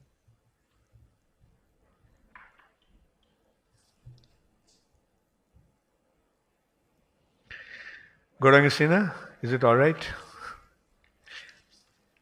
Half is closed and half is open. Okay. Unity in diversity. In this respect, Srila Prabhupada is writing to Kirtananda Swami.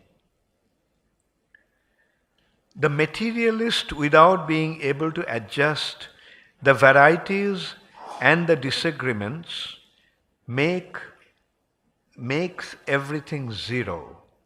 They cannot come into agreement with varieties. But if we keep Krishna in the center, then there will be agreement in varieties.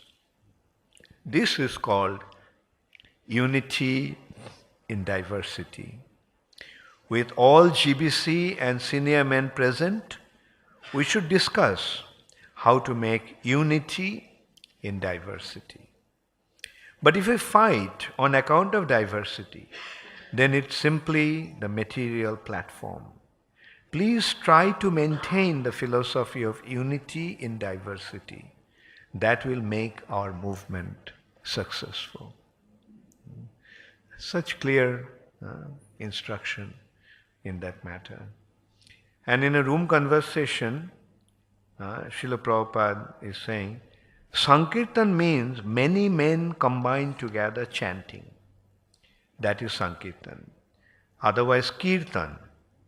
Sankirtan. Bahubhir militva kirtayati Sankirtana. Bahu means many. Many combined together. That is Chaitanya Mahaprabhu's mission. Combined together. All nations, all persons, they should combine together. There is hope in our society, combination. There are Hindus, there are Muslims, there are Christians, there are blacks, white. Combine them. That looks very beautiful, just like combination of many flowers. There is black flower also. It looks nice, very nice. Each and every flower take alone. It is not beautiful. But when they are combined together, it looks very beautiful. It is attractive. And that is wanted. So this is the challenge that we have.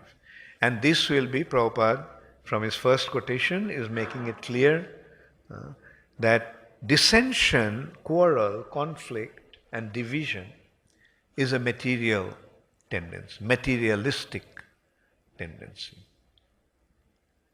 And the spiritual thing is collective. But also not haphazardly collective, but collective with Krishna in the center. What causes conflict? If we look at it, what causes conflict? The cause of conflict is our selfishness, our false ego. Because the false ego tends to create a separate entity among ourselves. Originally, we are servants of Krishna. As servants of Krishna, if we all are serving Krishna, there cannot be any problem. But the problem starts when we stop being the servant of Krishna. And as a result of our false ego, we develop our selfish motivation, which is to exploit this material nature for our own enjoyment. That's what false ego actually is. Trying to enjoy the material nature, forgetting our actual identity, and that creates a mistaken identity, the false ego. So when we are Krishna conscious, we naturally become united. When we cease to be Krishna conscious, then dissension becomes inevitable because of our false ego. And in this respect, Prabhupada gave an example. Take a handful of pebbles and you throw them in a pool of water. Have you ever done that? I'm sure you have done that. What will happen? As the pebbles fall, they'll create a circle of wave. And those waves will continue to grow larger and larger. And then eventually, all the waves will conflict with each other. Now that's the material situation. Like, as we allow our mentality to function in that direction, conflict is inevitable. Because there will be conflict of interest, a conflict between false egos. Somebody wants to enjoy exploiting this material nature, and when he comes on your way, you develop animosity. Now, contrary to that, Srila Prabhupada gave one example. Throw those pebbles, one after another, into the same point. Then also, those pebbles will create a circle of waves, and the circle will expand, will grow, but they won't conflict with each other.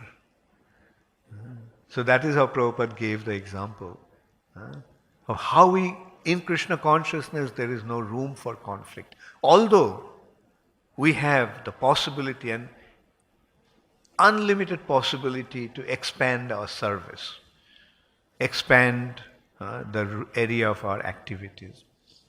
But because we are doing it for Krishna in the center, there is no room for conflict. So the only way that we can avoid the conflict is by being Krishna conscious, acting on behalf of Krishna, acting for the pleasure of Krishna, and acting as a team. As a team means we are many together, many team together, many individuals together, but we have one mission.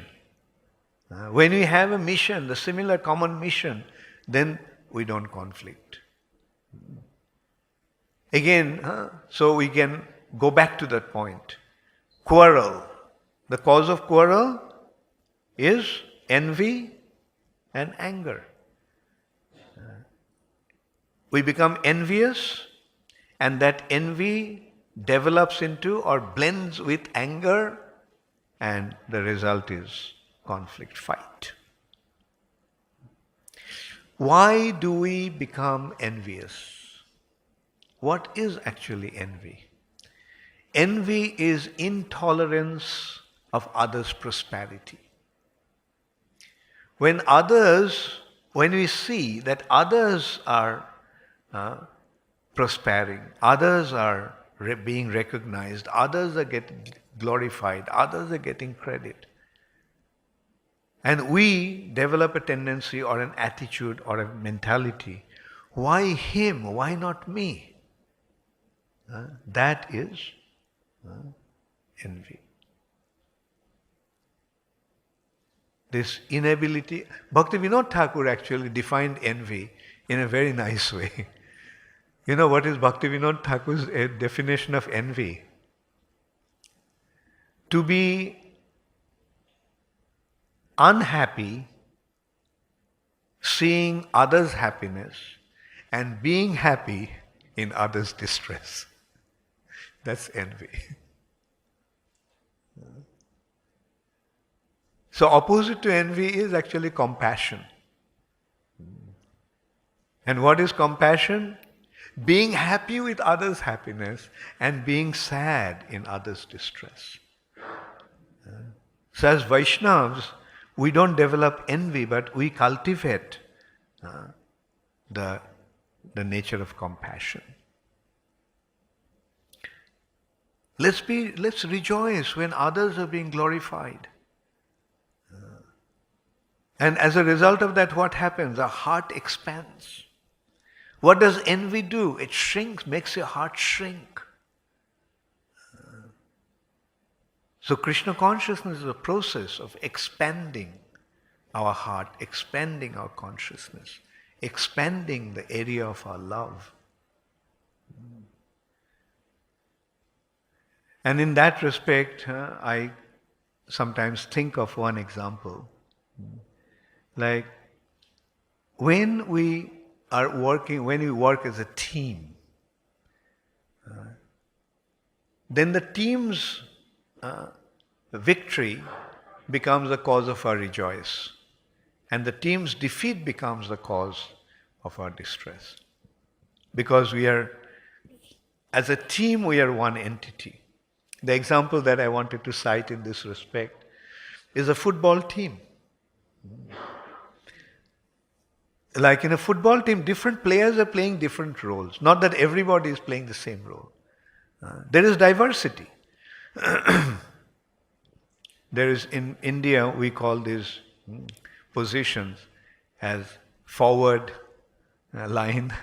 I think in the West you call it the strikers, yeah? Anyway, whatever it is, the forward line, their business is to score the goal. And then you have other things, the defense line, and then the goalkeeper. The goalkeeper's business is to prevent the goal from entering into the goal, prevent the ball from entering into the goal. Now, when the striker scores a goal, everyone in the team rejoices because it is their collective victory. And similarly, when the goalkeeper saves a goal, everyone in the team rejoices. So it's not that we all have to play the same thing, same role. In Krishna consciousness, we have our respective roles to play. And let's play that respective role, and when Krishna conscious team, our team, ISKCON, wins, let us consider that to be our victory. In the preaching field, somebody will be recognized, somebody will get the credit. We have two options open: to become envious of him and think, I'm a better preacher than him. I have done so much. Why nobody recognizes me? Why he is getting all the credit? It's unfair. Right? Should he harbor that attitude? Or should he feel, our sannyasi, our Maharaj, our leader, our preacher is being recognized in such a wonderful way. So let's rejoice. And by Krishna's arrangement, everybody's time will come. Everybody will be recognized. And what's the ultimate recognition? Do you want recognition from this material world, from the materialistic society, or do you want recognition from Krishna? Ultimate consideration, of course, is our consideration is to be recognized by Krishna. And when we consider that, and we are constantly aware that Krishna is watching me, when he is glorifying somebody, and if I am envious of him, then Krishna will be upset with me. My spiritual progress will be hindered. On the other hand, when I rejoice seeing that he is receiving Krishna's mercy so much, then that will please Krishna. So, we have this challenge, but this challenge is not at all difficult to overcome, provided we become Krishna conscious, provided we simply act on behalf of Krishna without caring for any recognition by anybody other than Krishna. So with this spirit, let us continue to work together with a spirit of cooperation in spite of our differences. There are differences, are so many. It's natural. There are mental differences, there are physical differences, there are characteristic differences, there are social differences. There are so many differences. The material nature is full of diversity. But we have the challenge of harmonize everyone, unify everyone in spite of these differences and diversities.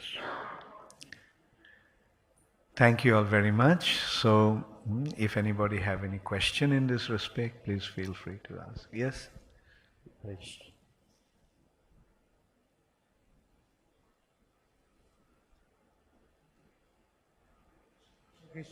Hare Krishna. Thank you very much, Maharaj, for your all nectaring instruction. I really feel nourished. I feel there's one question. Maybe it's very simple, but forgive me because I'm new, so I want to ask her. So when we heard that the GBC is the topmost authority of the whole ISKCON, then what about BBT and Food for Life? I didn't hear anyone ask this question, so I want to... You asked whether GBC is the authority of BBT also? Yes. No, I mean, what about Food for Life and BBT? Were they under the, authority of GBC? Which one? The Food for Life? Yeah, Food for Life and BBT. And BBT. Yeah. Yeah.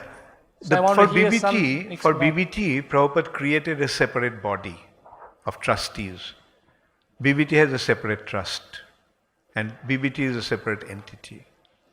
BBT is not under the GBC, but BBT and GBC is supposed to work together. Yeah, so there's some problem because the BBT's operating are so much related to the ISKCON's management. If there's just like two heads in one unit, then the confliction will naturally come up. But Yeah. Well, it's better not to have the option of wearing two hats. You get the point? But during Prabhupada's time also, same, the GBC member also was a BBT trustee, many of them. But the thing is, you see, there are two different purposes. BBT's purpose is to print books and supply books. And GBC or ISKCON's purpose is to sell the books and expand preaching.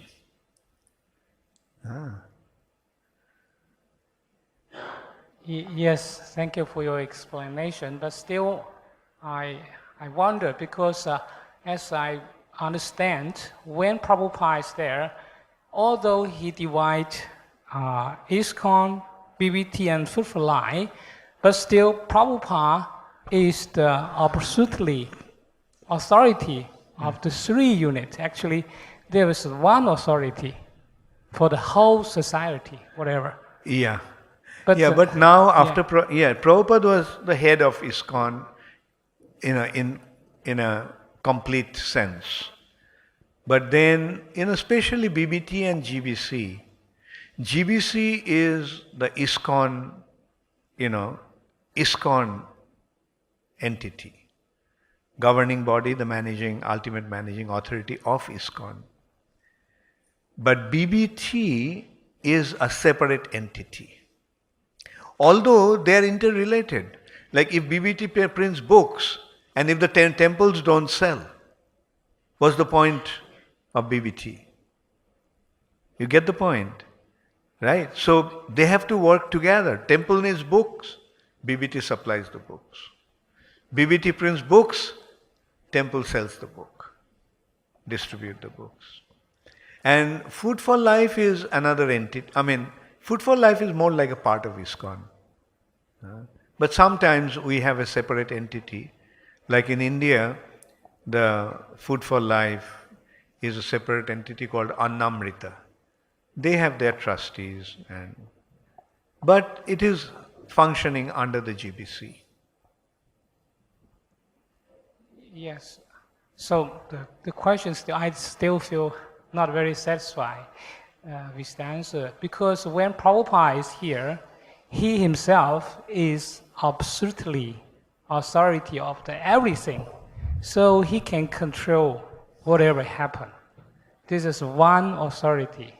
He can say you should not do this, you should do this, whatever GBC, whatever Food for Life, whatever BBT. Actually, there was just like a king is there, so everyone cooperate. But now, if I was wondering, is Prabhupada have any hint about to make GBC take place of his position, which means GBC is supposed to be do the things like Prabhupada. He's supposed to be also have authority on everything. I mean, this is a very So tell me, what can we do? Understanding. No. Maybe we can ask Prabhupada to come back. GBC Then is supposed all to our problems will be solved. I mean, often we think, if Prabhupada came back just for 5 minutes, so many of our problems could be solved, But our problem is that Prabhupada is not here and we can't ask him. And Prabhupada gave us the responsibility to manage the affairs collectively, like their bodies of trustees. So BBT has a body of trustees. GBCs are a body to manage the society. And so they are meant to work together. If they work together, everything will be fine. If they fail to work together, then only the trouble starts. Okay, thank you. Maharaj? Yes. I want to share something I heard from Jadwaita Swami. Why Srila Prabhupada created the BBT separate. He said that Srila Prabhupada placed so much importance on printing his books that he never wanted the printing of his books to suffer. Therefore, he created a separate entity so that they just focus on that. And if anything else or everything else in ISKCON fails, that should remain. Well, that's one way of looking at it. But if ISKCON fails and no temples, then what will BBT do? If no one is there to distribute books. So we have to see that we have to work together, function together. Like we can't say that,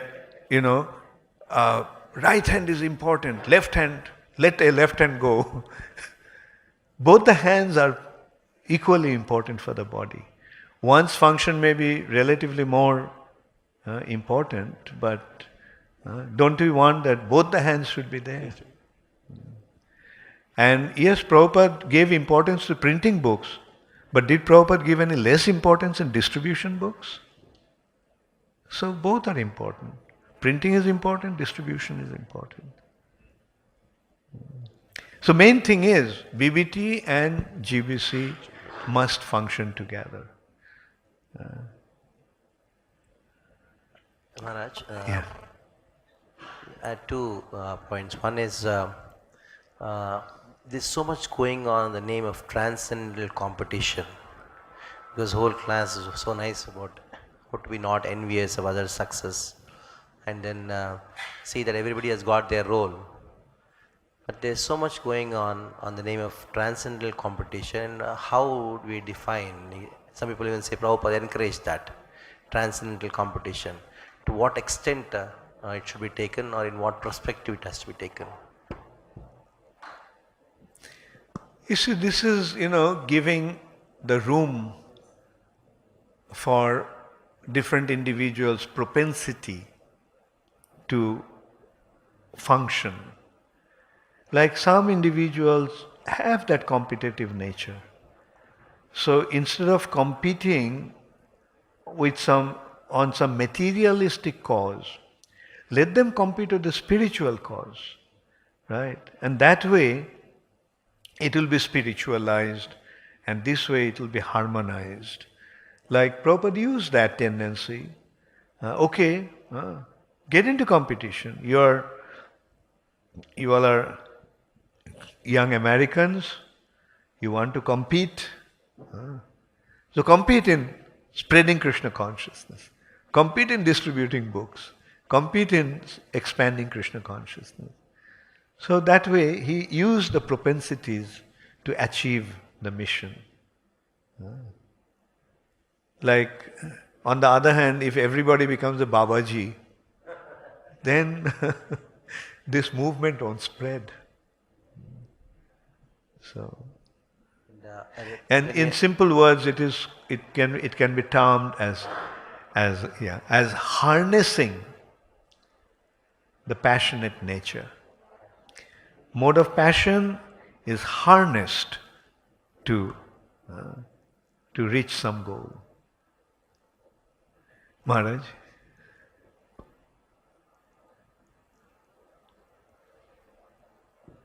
I just wanted to mention that in the spiritual world also there's competition.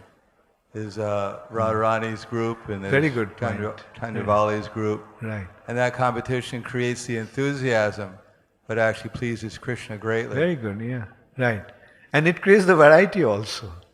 One more last point.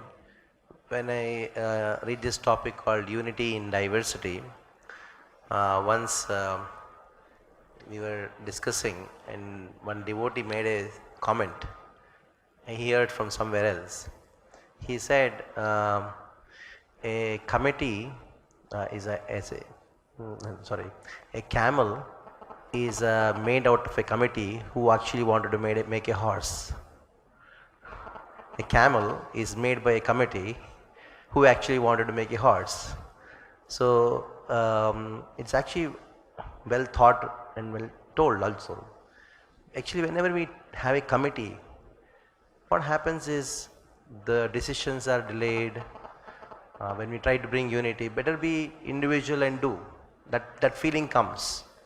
So how do we take it up? Well, it will depend upon the cases. You know, if the committee is wise and Krishna conscious, then such things won't happen. But when the committee is not that Krishna conscious, then there will be trouble. Because as you were saying, it's true, like we often notice, like things move faster and smoother when it's a one man making the decision. But when the committee is there, most of the time things get delayed. But we have to say that that is mainly due to lack of spiritual input. If everyone was Krishna conscious, then the decision, okay, everybody can see, well, this is. But when everybody wants to put his ideas in it and wants to happen his way, then things get delayed. But what to do, I mean, this is the age of democracy. Like, democracy is the mentality where everyone wants to be the Lord. So, tendency is to let everybody give a chance. Everybody gets a chance to make a king.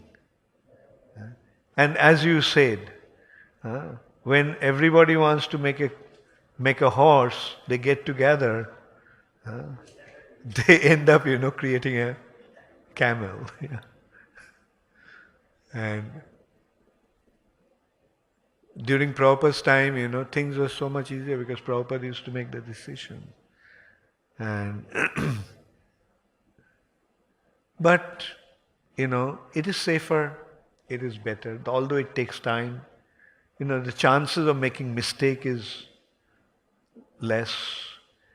And in the committee, the tendency and a better way to deal with it would be, delegate somebody with the responsibility and let him decide. And because, that will be a better way to go. Like I think this is the case with this eco-village. Radhanath Maharaj gave Gauranga Prabhu the responsibility. And Gauranga Prabhu is, like he doesn't have to go to the committee every time he decides, right? Like he's, and things work smoother that way. So if our objective is to enhance Krishna consciousness, then let's do the thing which is best to achieve that purpose. That should be the goal of the committee.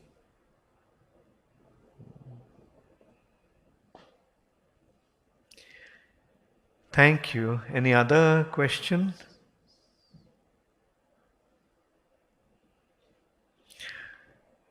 Yes.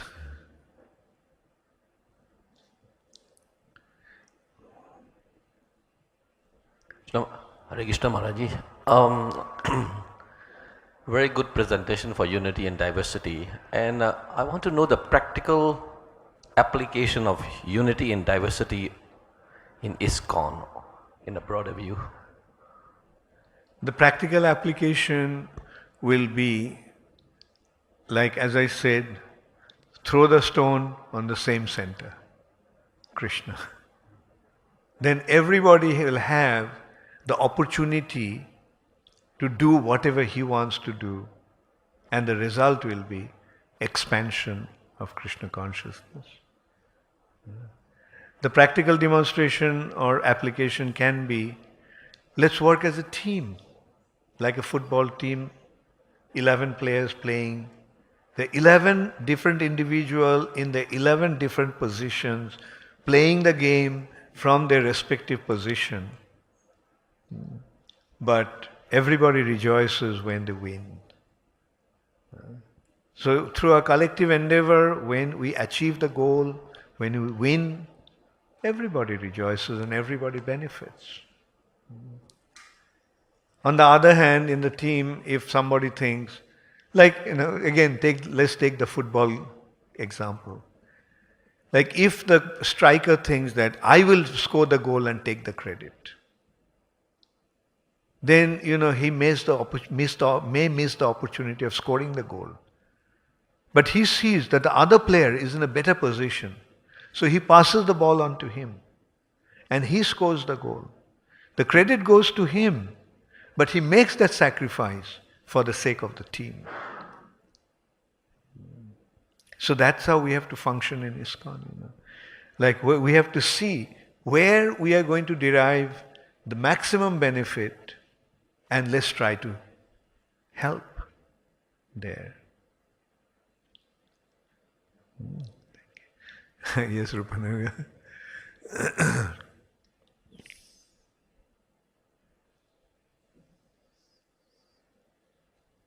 Hare Krishna Guru Maharaj.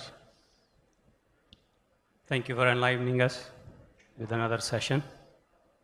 I am actually quite impressed that you introduced conflict in your discussion, and there are no questions from the audience on conflict. So it may be that the leaders here are managing the conflict very nicely in their zones, or maybe the leaders here are at the top and people who have conflict, they are not here in this room. But anyway, it's commendable. But I have a question, Guru Maharaj. These days I see a tendency to have a president and a co-president of a committee or of a temple. And the example that you gave of 11 players in a soccer team or football team, each one has a defined role. So when we have two persons with kind of the same role, is the potential for conflict more? Or what's the reason behind having two? Fine. Having same title doesn't mean playing the same role. For example, in Ujjain temple, I have 3 co-presidents. One of them is present here, is Vimal Krishna.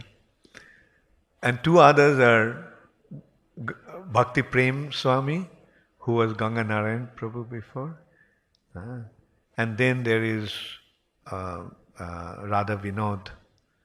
There are 3. But they have 3 areas.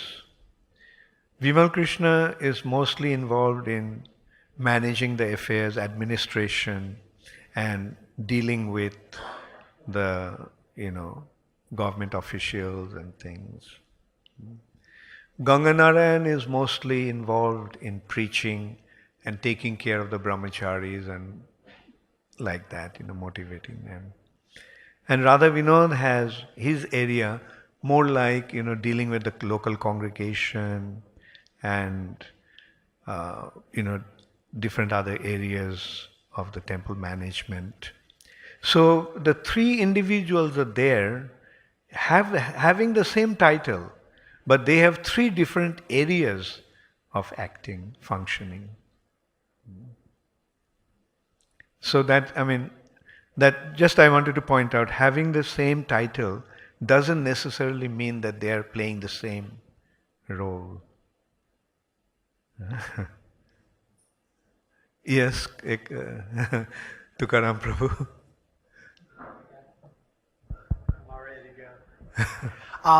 Rupanuga Prabhu perhaps wasn't fully forthcoming. It's a little bit of a loaded question he asked you. So just I wanted to give a little bit of context. I made him the co-president in Laguna Beach. And he's been giving me a hard time about it for years now. I made him the co-president in Laguna Beach some years back, and he's been complaining about it for years because he's so humble.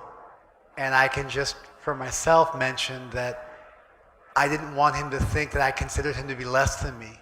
And I was willing to take the risk of disagreements amongst equals because I valued his guidance so much and his contribution. And we do tend to do different things, but we also overlap a bit. But even when we overlap, I'm always of the mind that 2 heads are better than 1, and we have a similar purpose, and we always manage to figure stuff out. We never have to vote on anything, and we just end up coming to a consensus. And so I think that model can work quite well. And I was impressed a couple of days ago because I found out that Prabhupada had done the same thing in Mayapur when he introduced directors. And I'm assuming it's because he valued both Bhavananda and Jai Pataka Maharaj's involvement there and didn't want one of them to feel that they weren't equally valued. And I'm assuming that's why you chose to name all 3 of the senior devotees as co-presidents in your temple as well. Just a little. Yeah, for the practical purposes, we have to make certain arrangements and certain adjustments. And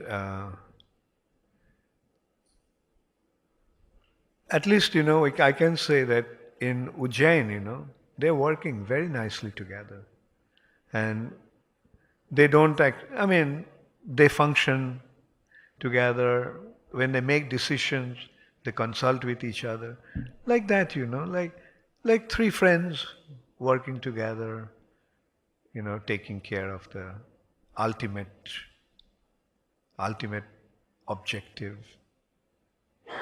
I'm sure in Laguna Beach, you have made that arrangement, for the benefit of the operation of the temple.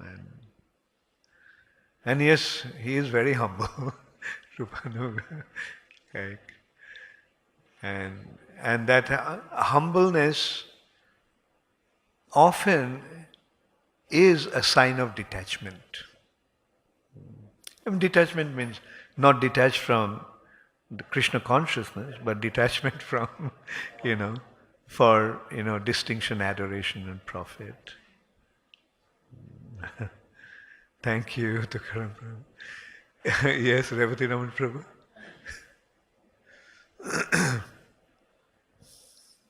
Hare Krishna Maharaj.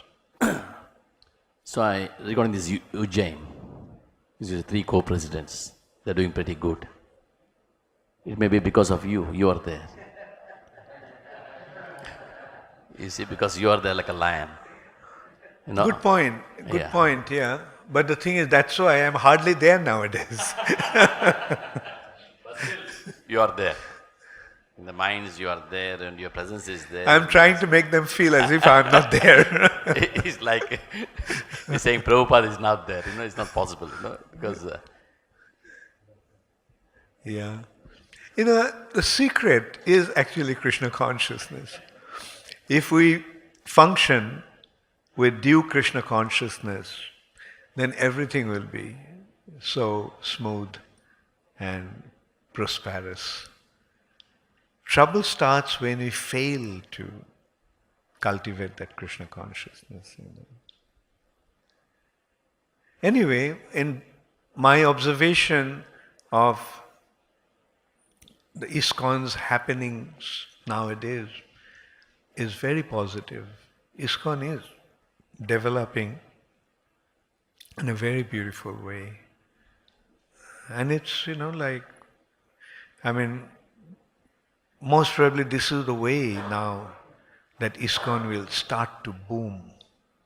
We have gone through the phase, difficult phase, after Prabhupada's disappearance. But now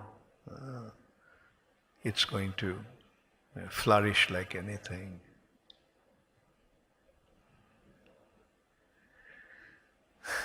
Thank you.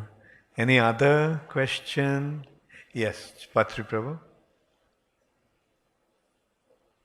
Hare Krishna Maharaj, thank you so much. Such a heart-opening conversation and so many things coming up which we now usually discuss in the day-to-day life. I have a question. Prabhuji asked whether there are conflicts or not. There are some conflicts in our experience.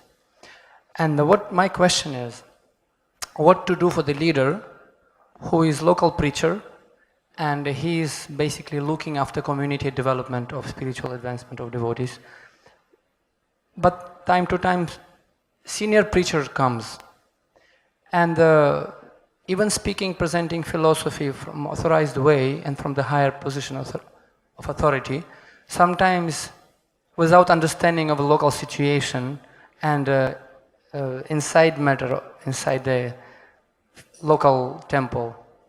Sometimes it becomes disagreement with the local preacher and the supreme higher authority, which brings basically misunderstanding in community, because he sometimes makes such a statement. The higher authority means the other preacher who came preacher, to yes, some sannyasi or maybe some senior preacher who is very respected in ISKCON and does so much for ISKCON, but in particular place, I can say that what Prabhupada wanted in a situation like that both should function under the temple authority, temple president. Even the senior preacher, when he comes, he should function under the temple president. Right? That way both the preachers are functioning under the same authority, and if there is any differences and conflict, the temple president can see and solve that. Well, I can make more clearly in my personal case, like we didn't have temple president and we were training young generation, and eventually they became temple president because we had to appoint somebody as a temple president. Being as a foreigner, we have no right to become official leader. I see. Right. So, and basically, that temple president... Temple president, I meant the authority, the person who is in charge of the temple or that area. Let him. And if that visiting preacher disagree with local authority, it is with us in that case. And then that was practically... Yeah. And preaching was done not in accordance with what our teaching was, or what our presentation was, different mood, and community practically cracked, because from one side they took side of that senior preacher, because they cannot disobey because he's senior, but from practical point of view, unity was split. It's a duty of local preacher just to present and to discuss this matter with that senior preacher. You see, as I was saying, Prabhupada made it very clear that when somebody comes to certain area, they should act under the authority structure of that area. Like Prabhupada wanted book distribution. to go everywhere. Prabhupada wanted that any devotee can go and distribute books. But Prabhupada also made it clear that if some book distributors came to some area to distribute books, he should take the permission from the temple president and function under the temple's authority. They should even, Prabhupada even said that they should stay in the temple also. Now, if there is some, abnormal situation, like you can't have a temple president, there is no authority structure, that is unfortunate. But then, like the senior devotees should come with the understanding or intention of assisting the area. And if he does, like if somebody comes to help you, or if somebody comes to help somebody, then he will appreciate that. He will not say no.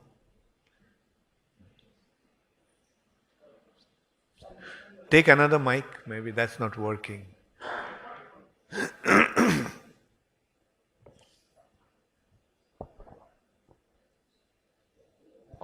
Obviously, that preacher comes with the intention to help. But the point is that, and I agree with you, that when somebody comes to help, we have to welcome him and open-heartedly. But the point is that whether the preacher has to help as local authority will request him to, or if preacher says, I want to help you as I feel necessary here, because I know how to help and I will help only in that way I want to help. Then sit together and have a nice discussion and figure out like what's the best way to help. Like, like he may have ideas and the temple authorities may have their ideas. So the best way to harmonize the ideas is by sitting together and having a heart-to-heart discussion about that. Because basically it's like one quotation that preacher was once told us, I can say anything I want because nobody paying my tickets. So that was actually quote unquote. Because nobody paying my tickets. That's why I can feel free to say what I feel. To begin with, that kind of attitude is not right. Because I came here paying my own ticket doesn't give me the right to do whatever I want to do. Right? Yeah, I mean. So, that has to be, this kind of attitude should be corrected. But intention was very, very nice to help. But we requested, can you kindly help as we would like requested to help? Like first he has to find out where does he need to help. Like for example, a doctor comes, he has first to ask the patient, right? The doctor doesn't come and start treating him without detecting where in which area he needs the treatment. So similarly here also, help, first he has to find out where you need the help. Not just come, and this attitude itself is very unfair. Because I came paying my own ticket, I have the right to do whatever I want. No. Because, okay. Yeah. No, okay, I understand. It's not exactly that he was that, but practically basic point is, it's nice if he can consider and ask what is more important in you, how I can help you. So local authority will decide what will be the most important help at this current situation. Yeah. So sit down with him, have a heart-to-heart talk, and tell him why you need the help. Hare Krishna. Hare Krishna. Just follow this devotee's question. Some preachers go to some area, they preach, and you say it's not very satisfied with the local leaders. Then they say, no one pay for me, so I can speak everything. In our area, we also have the similar situation. Someone will ask, wow, is there anyone dare to say, not allow me to preach? I can preach anywhere. Why I cannot preach in your place? So it's come back to the same question. Who is the authority of this preacher and the local leaders? Yeah. So it should be made it clear to him that Srila Prabhupada assigned the temples should have its area and they're responsible. If there is no temple, if there is no people preaching there, then probably he can go and preach in those areas. That's one thing. But if he is in an area where devotees are already functioning, right, they're preaching, then he has to accept the line of authority. Zonal supervisor can help, GBCs can help, right? If you run into a situation like that.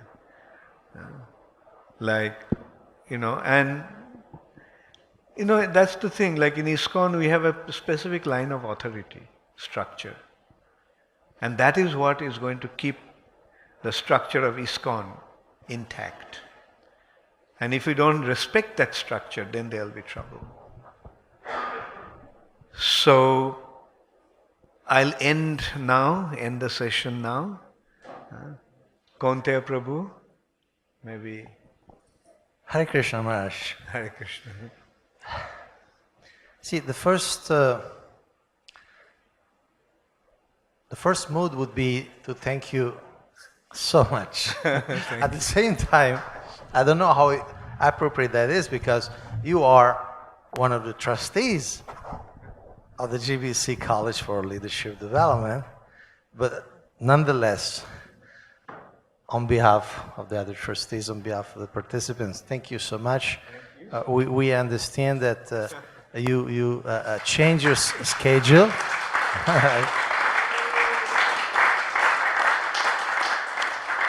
Thank you for organizing. Well, I have a high profile and very low credit. You rearrange your itinerary, so we really wish His Holiness Bhakti Charu Maharaj to be a fixed aspect of this college year after year, section after section. I would like to show you something. Can you plug me in? I don't have a permission for that, but I pay my own ticket, so I do whatever I want.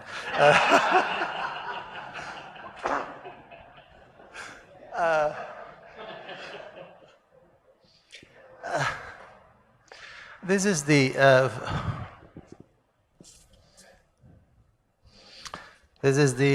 homepage of dandavats.com, and you have this article, GBC College for Leadership Development, Day 1.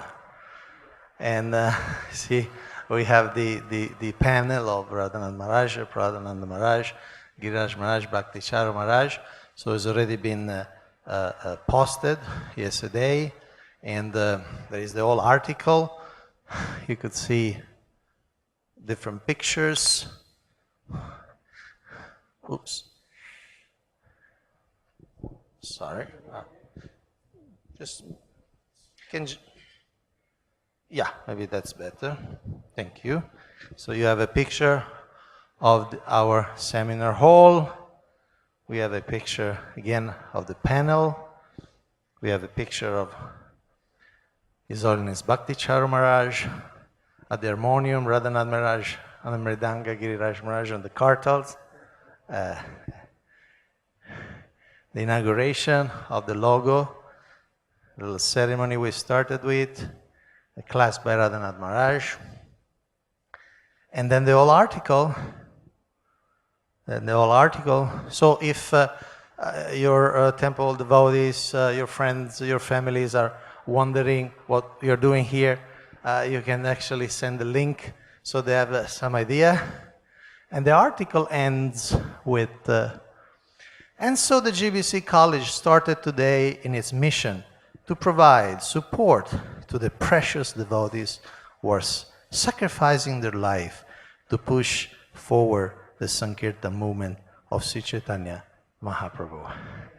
And certainly His Holiness Bhakti Charu Maharaj gave a great contribution in this effort. So thank you very much.